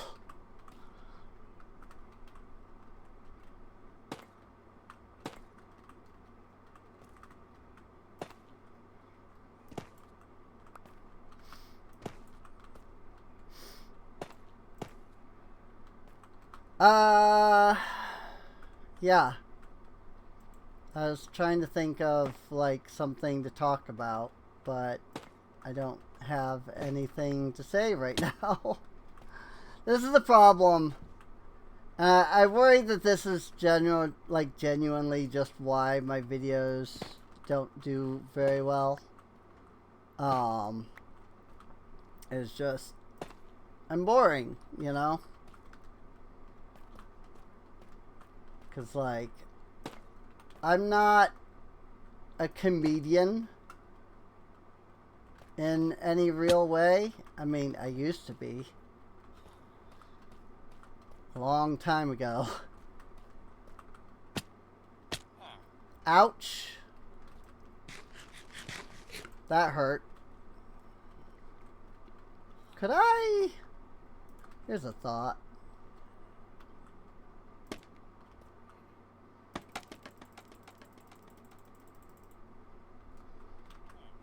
Could I just, like, build straight up like this?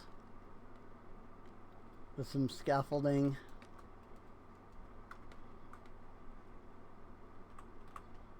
Sort of.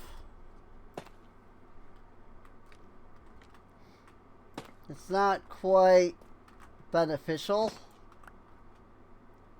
to the degree I had maybe hoped for.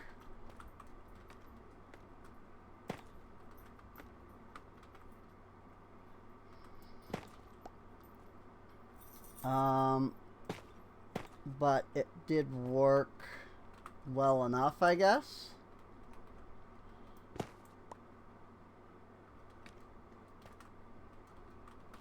Yeah, that worked well enough. That there, block there, so I can place that. Cool.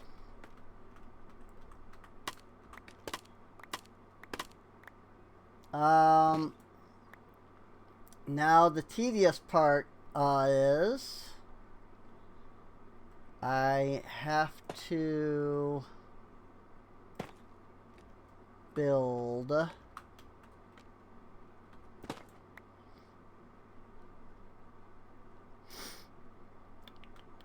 how did I do this last time?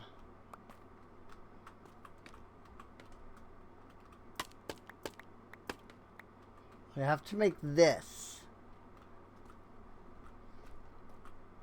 And it has to line up with this.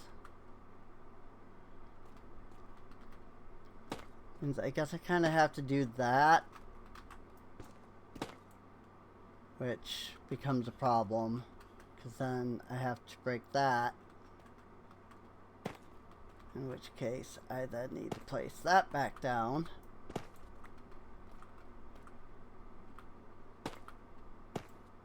Then I can build the rest of the way over. Frick. Like so. So then I need to build off of this. That works, actually. Then I don't have to... No, it doesn't. Because I need the block to be there. But it does because I can do that.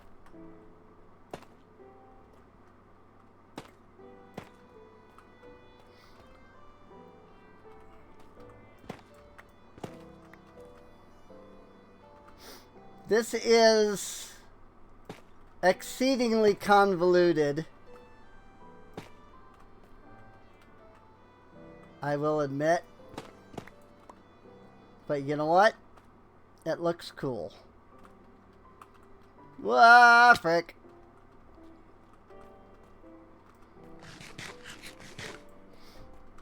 It's also a little dangerous if you walk off the edge like that.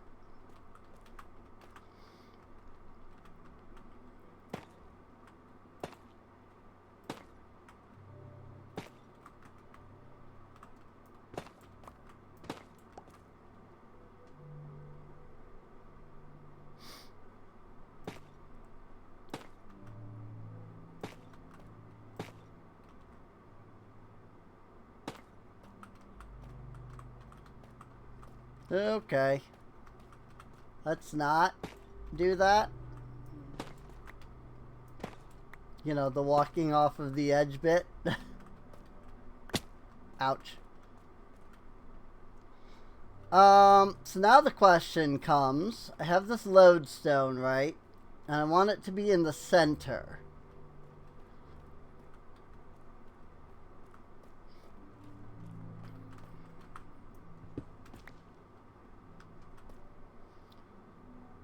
So the question comes of, how do I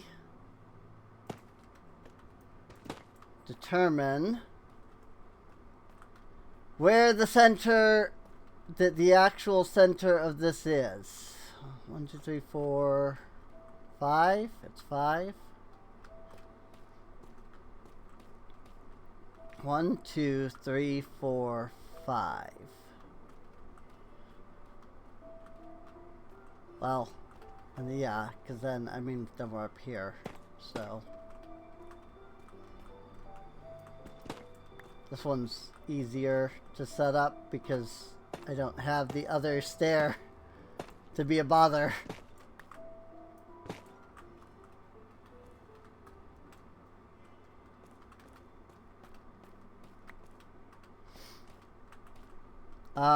So yes, counting just these, there's 5. It's 1, 2, 3, 4, 5. So if I do 1, 2, 3, this block right here should be where I place the lodestone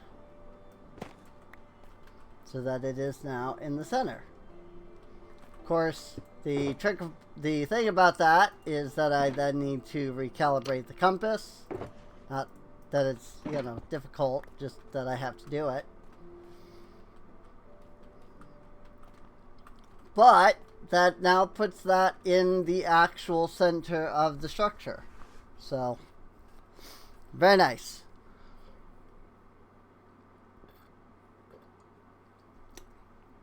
Or at least close enough to it.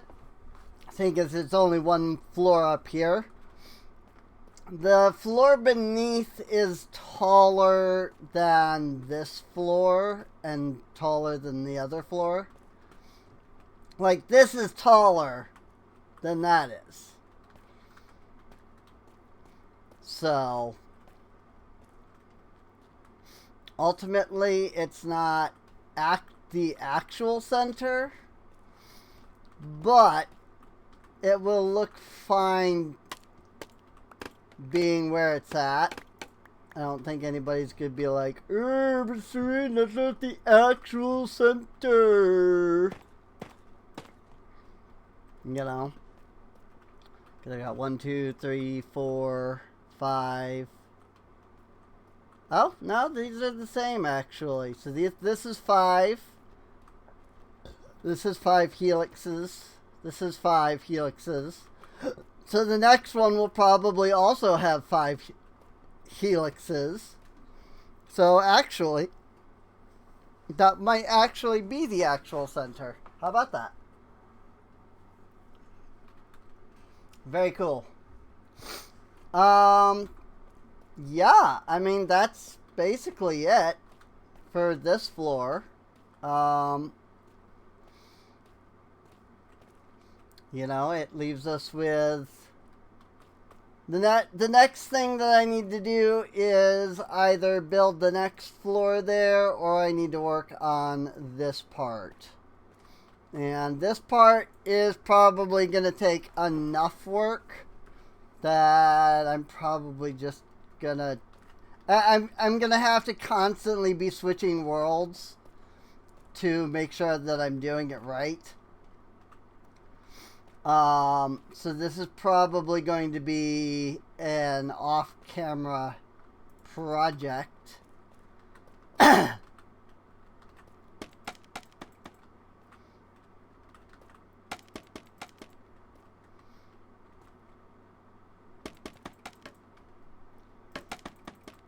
I'll go ahead and put some scaffolding down to kind of get me started. I'm not even sure that that's good enough. I'm probably gonna need to do something way more. But basically, there's a dome-like structure on top of this. So that's going to require plenty of stairs. And then under the dome, like up right here kind of thing, there's going to be a big redstone lamp chandelier that I'm going to have to construct. And then beyond that, it's just figuring out the dimensions of this structure, which again is going to require me to go back and forth. So I'm probably going to do like I did this time, where I like lay everything out initially.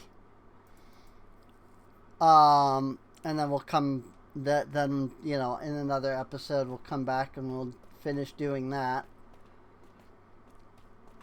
I think that actually went pretty well. I think we're doing pretty well with our ziggurat now. So, spiral stairs.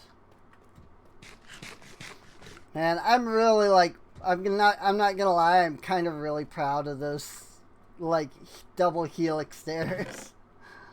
I didn't think I would be able to do that. I just didn't think that I'd be capable of, you know, figuring out how to do that. But I did. So that's cool. We have some stairs, but we're going to need more. We're also a little low on tough, so I'm going to have to actually go freaking grab more before I can do anything further anyway with that. I'm going to need to make some redstone lamps.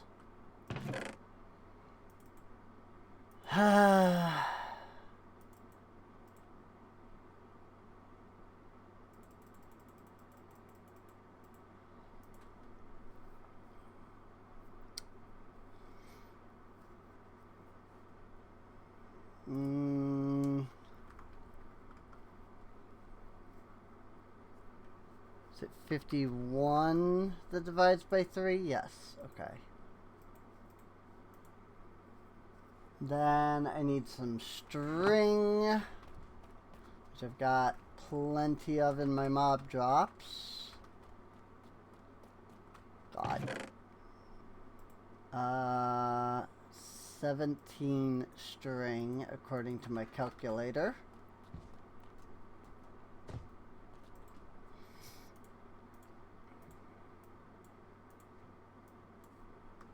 And there we go. More scaffolding. Coolies. I do like scaffolding.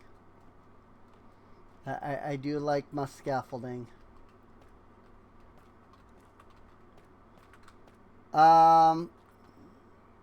Also, I kind of like the way this is, where I have one even down here, even though it's not necessary. Because again, it's like DNA, you know? It crosses that way, then it crosses this way, then it crosses that way, then it crosses this way. And, yeah, I don't know, I just think it looks pretty cool. And then you've got the lodestone in the middle there to signify where the center of the base itself is. And then this will just go up. Actually, this might be the top of the stairs, come to think of it. I don't need this to go any higher. Kind of just thought about that, because this is going to be the highest floor. So unless I want it to just helix all the way up to the ceiling, which may not be a bad idea. It might look pretty cool if I do that. So, I do wonder, I hadn't even thought of this, but I have this like divide here. Do I want to do that on both of these floors? I probably do.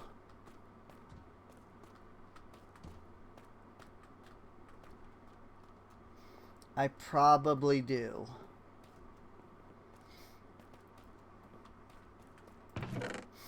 I do have some polished tuff already. I don't have any chiseled tough bricks, but I could always make more of those just using the tough bricks. Luckily, chiseled tough bricks can be turned into tough bricks. You just can't turn tough bricks into polished tough.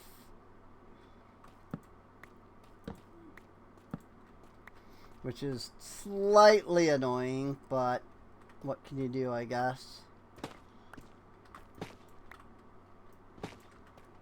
It's one of those, like, I kind of prefer the way that the chisel mod, or re-chisel, I suppose is what it's called nowadays. Like, I prefer the way that it did it, where you were just able to convert any block into any other block. Of the same type, of course. I mean, you couldn't turn, like, stairs into a full block, obviously. But you could, like, turn, you know, chiseled brick. Or you could turn, you know, tough brick back into polished and stuff like that.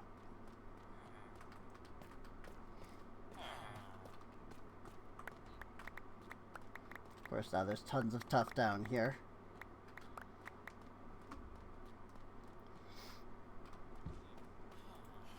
And I definitely don't have enough to even really do another line, like another full line. But that's fine.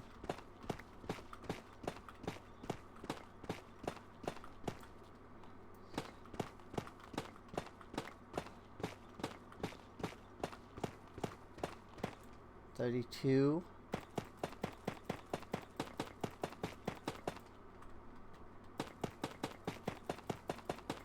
Oh, I left my stream overlay up again.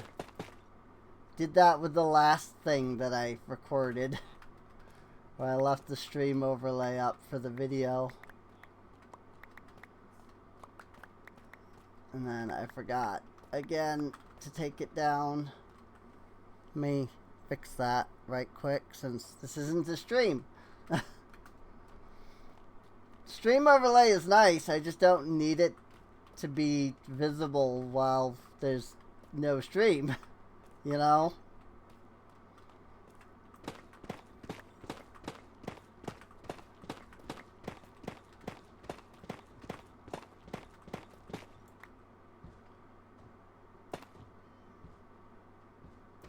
One, two, two, three, two, four. 24 across. I don't even have 24 on me.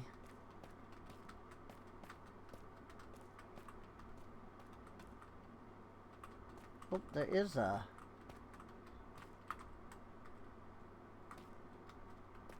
tough brick over there.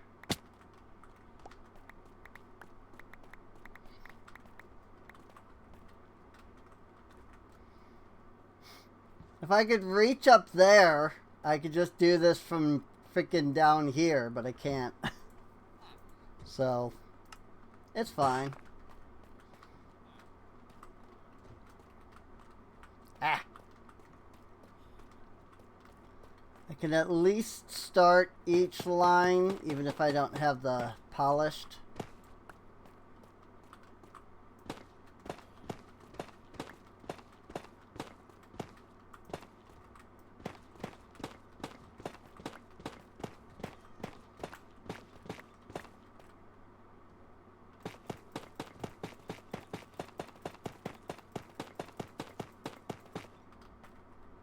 So,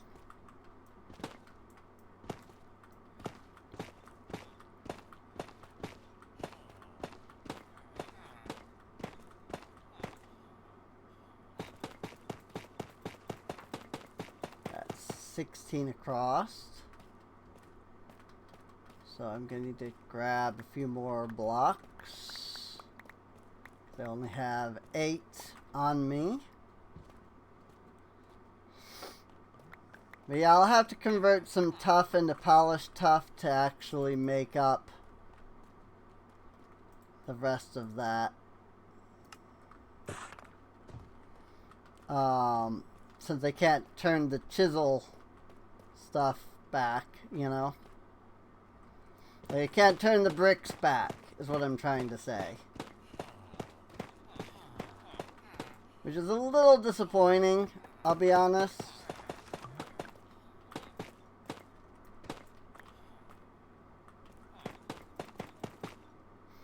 But I guess that's also just me being like, I don't really see the point of limiting the player from, you know, being able to do the,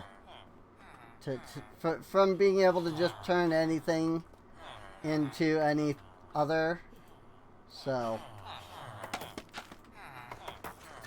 not like you're breaking some kind of balance by being like, sorry, but you, hey, did you know you can freaking turn brick back into regular? You know, it's like you're not breaking, there's no like balance issue there.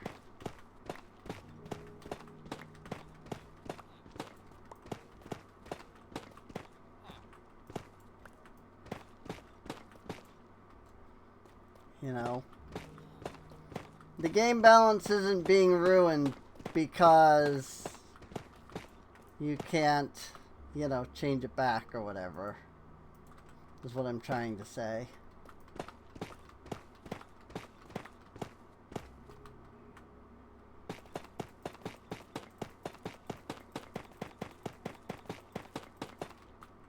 And I'm gonna need another set of 24 to finish that off.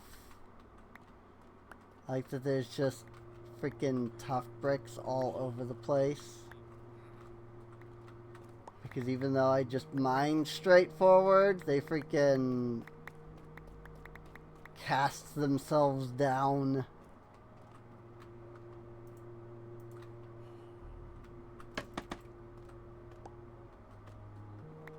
Just wherever, really. You know?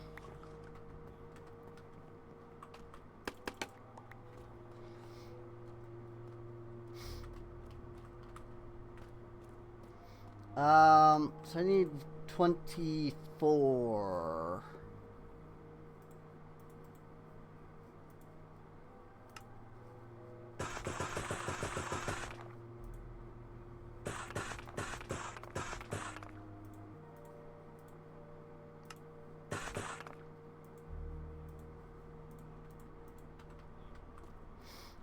So if I counted correctly, I now should have enough. Should now have exactly enough to create this line, which I do in fact have, because I did in fact see that, you know, that one did the thing. Yeah, I think that looks way better because the polished and the chiseled makes it so that, like, as you're going up the stairs, you get this little, like, break. And so you can tell, like, this is actually a floor instead of just more stairs, kind of thing. I think I will start by placing 9. So that way we have that.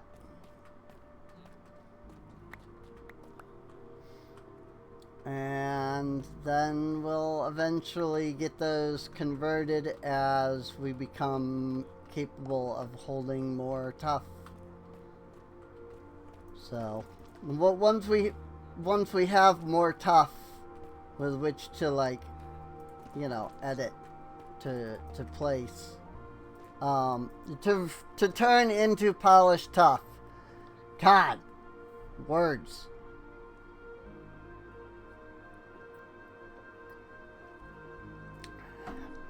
Then I'll turn around and start replacing them. So, I mean, we do have some right now, but I don't feel like using that for that purpose. So we'll put what we've got left back into the chest.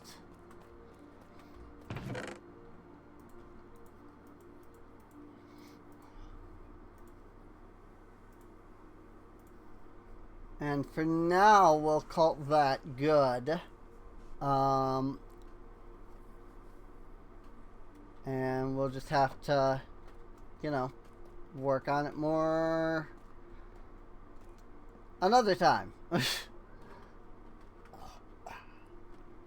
Obviously, the other thing that I have to do is lay down all the copper things up there. And, you know, make the copper bulbs. I still don't have a lot of those. So, I still have shulker boxes that are full of crap, it seems. I totally forgot. Let me get that sorted.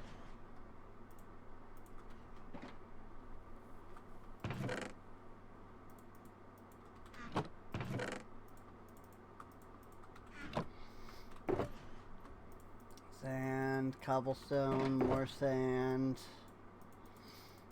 more sand, more cobblestone, more sand. There we go.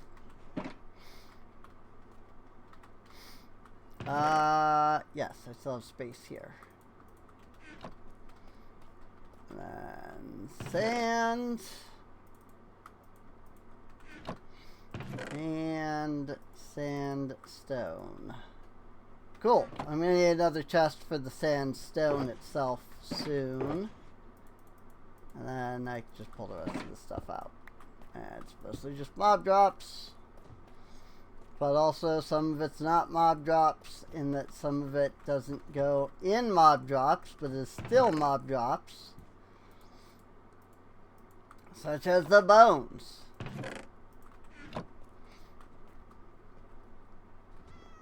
I think separating the bones from the mob drops was a terrible idea.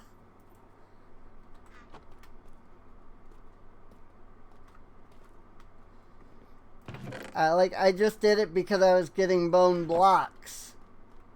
And so I was like, oh, I don't want the bones to, the bone blocks to like clutter up the bones section. But now I regret. So, it is what it is.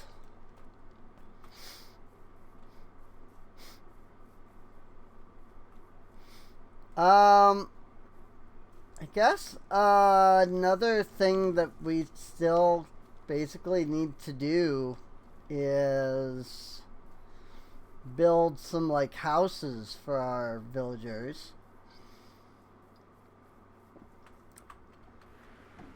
Nope, that's not where I wanted to go. I wanted to go this way actually. I wanted to go to the trial chamber. Why are we going to the trial chamber? To collect some stoof.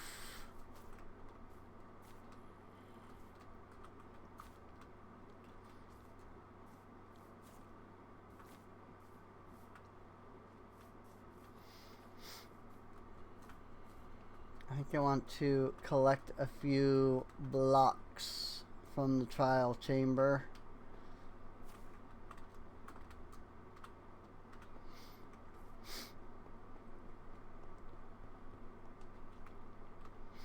So, let's make our way down. We have the shulker boxes this time, so that'll definitely help. I don't think I want to do, like, a full-on, you know, shulker destruction. Or, trial chamber destruction.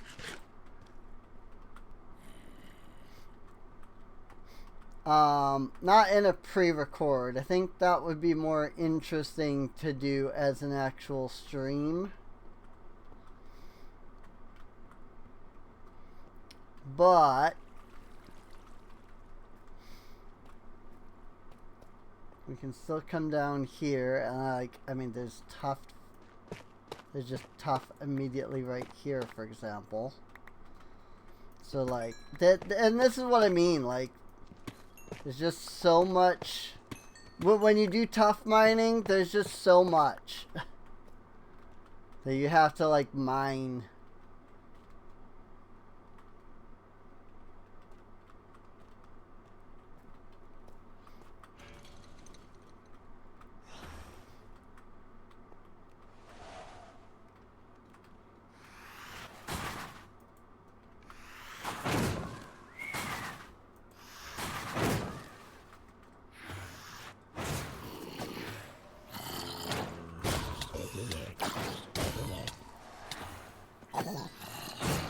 And there's zombies.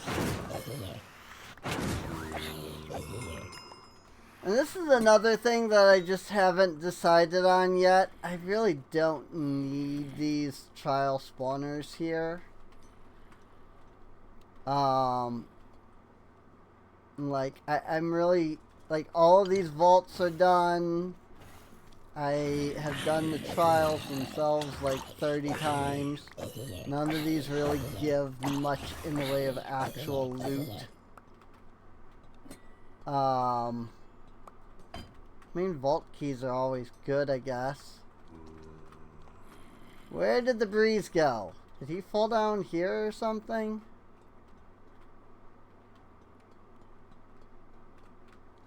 No? Where did that breeze go?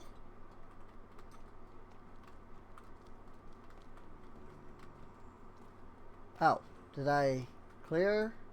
No, because this is the breeze, right? Where did the breeze go?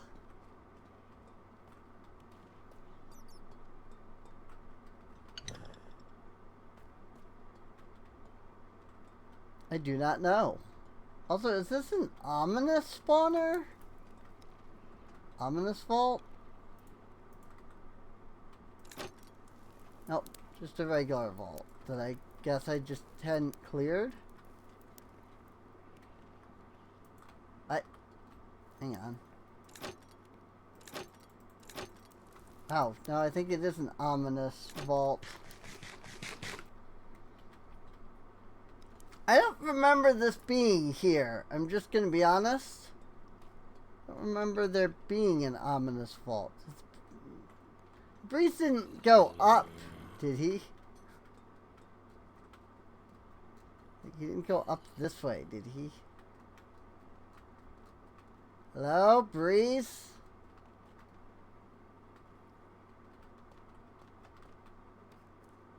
Where'd he go?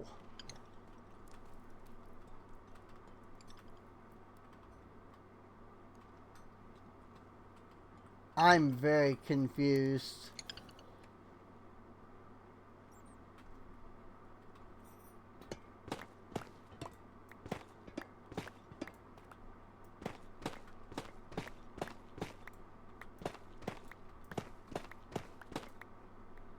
Like, I legitimately don't know where he has gone off to.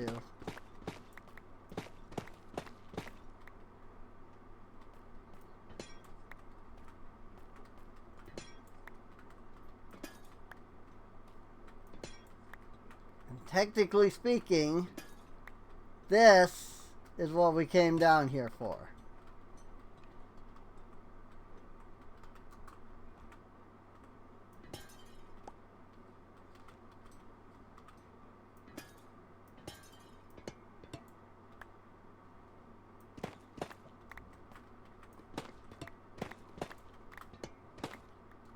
Because it's easier than crafting them.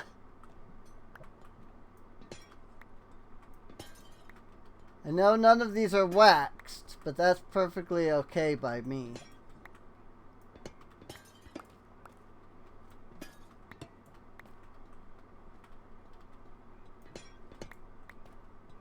Like, all I'm after is just the bulbs in general.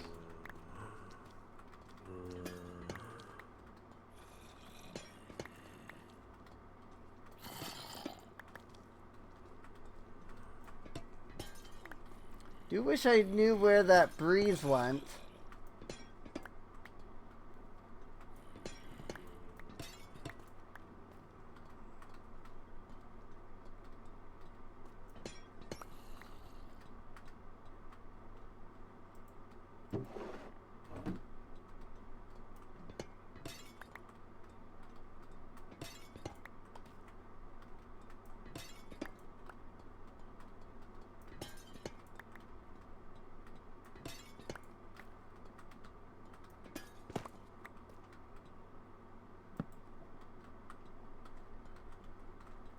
Would be nice to know.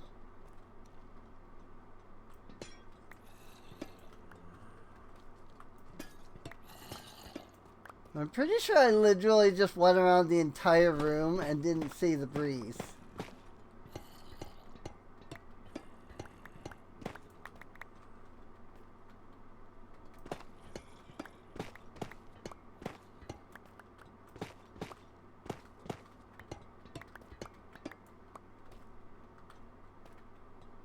There's no, like, trapdoor things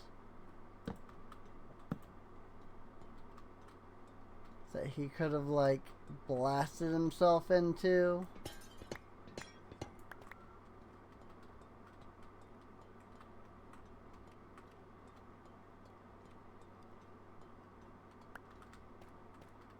Not that I'm seeing.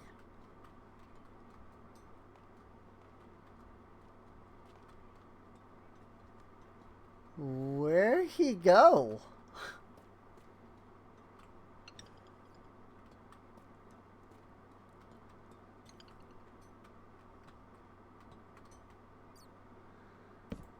Alrighty then.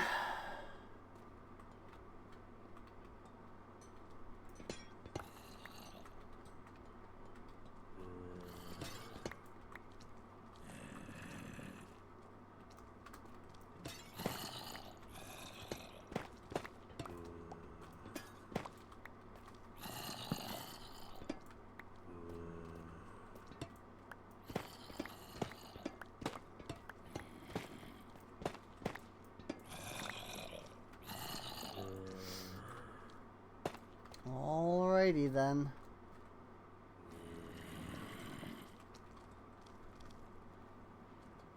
Alright then, keep your secrets.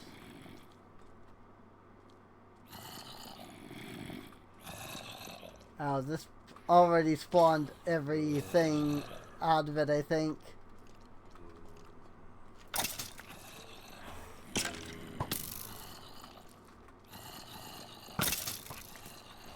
Because of all the, like, zombies that are down there.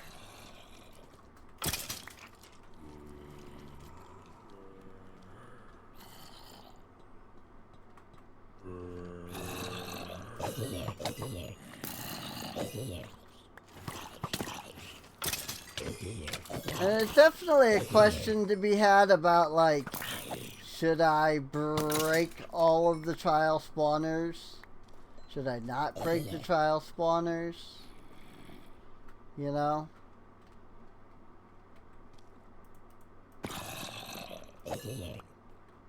Because to me, I just don't care about the trial spawners.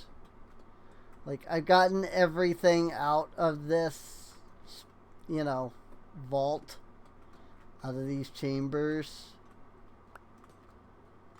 So to me, it doesn't really bother me to be like, alright, I don't need anything from here.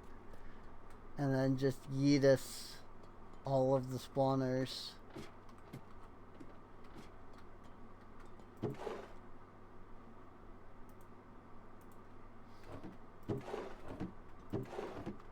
Wait, what? Tough. Tough brick. More tough. Why were those in here? Weird.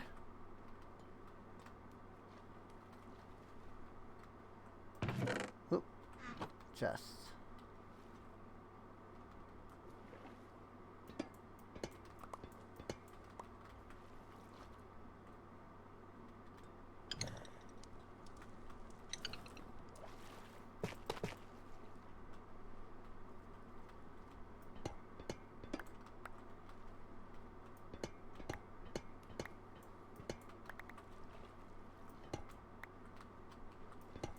These stairs are all waterlogged. Which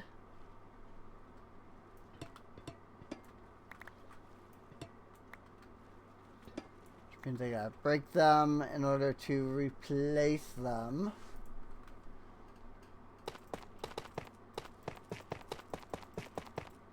I mean, I guess, you know, I do technically still want the spawners, right? Because of the ominous spawners. Because I haven't hit up the ominous vaults yet.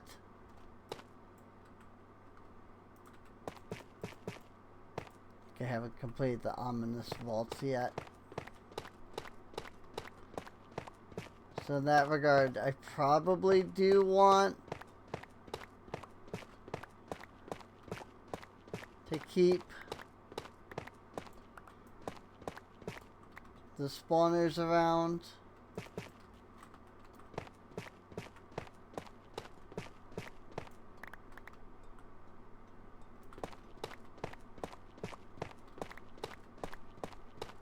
At least until I can, you know, get all of the ominous vaults done.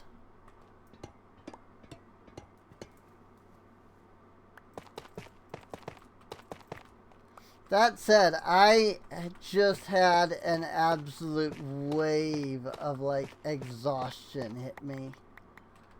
And I'm actually kind of feeling like I'm struggling to stay awake right now. So it might not be a bad idea.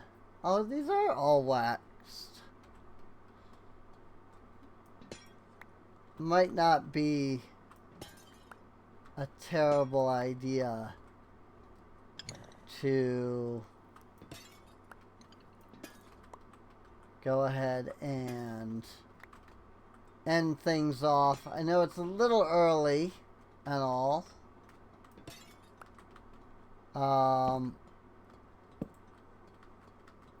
Just because of it just being a little early.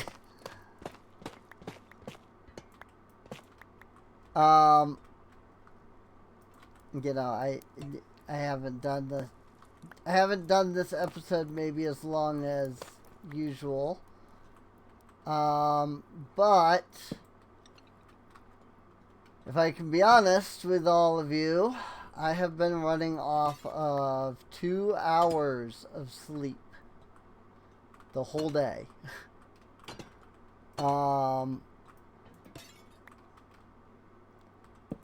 So I am tired.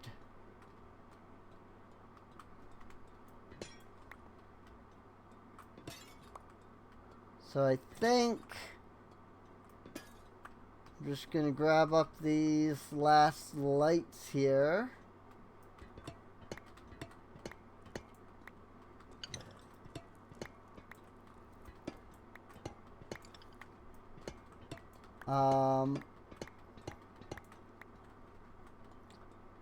And then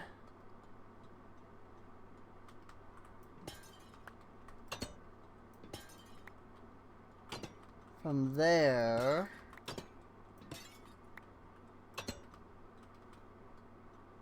I think we'll go ahead and end things off. I do hope you've enjoyed. If you have, consider leaving a follow.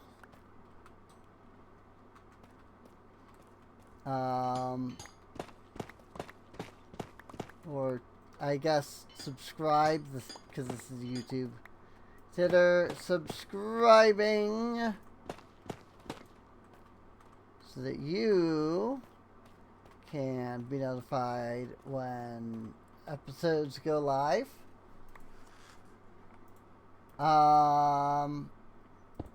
That you can tell that I'm tired by just the way that I cannot think right now.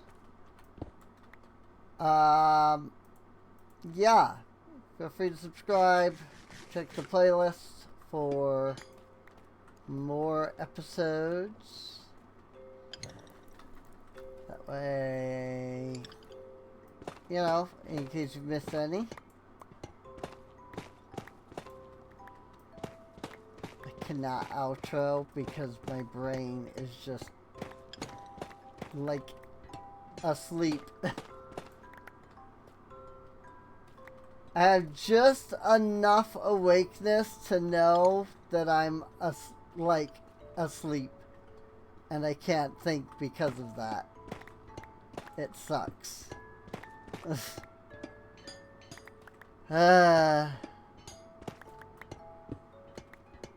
Anyway,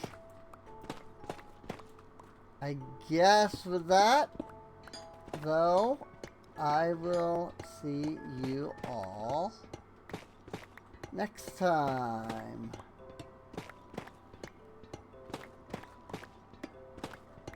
I still have no idea where this breeze fucked off to. And that's annoying. Like, where did you go, sir?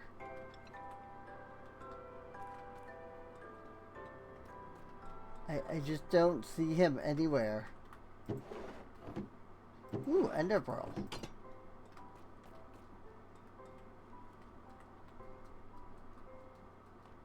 Alright. See you later. Bye-bye.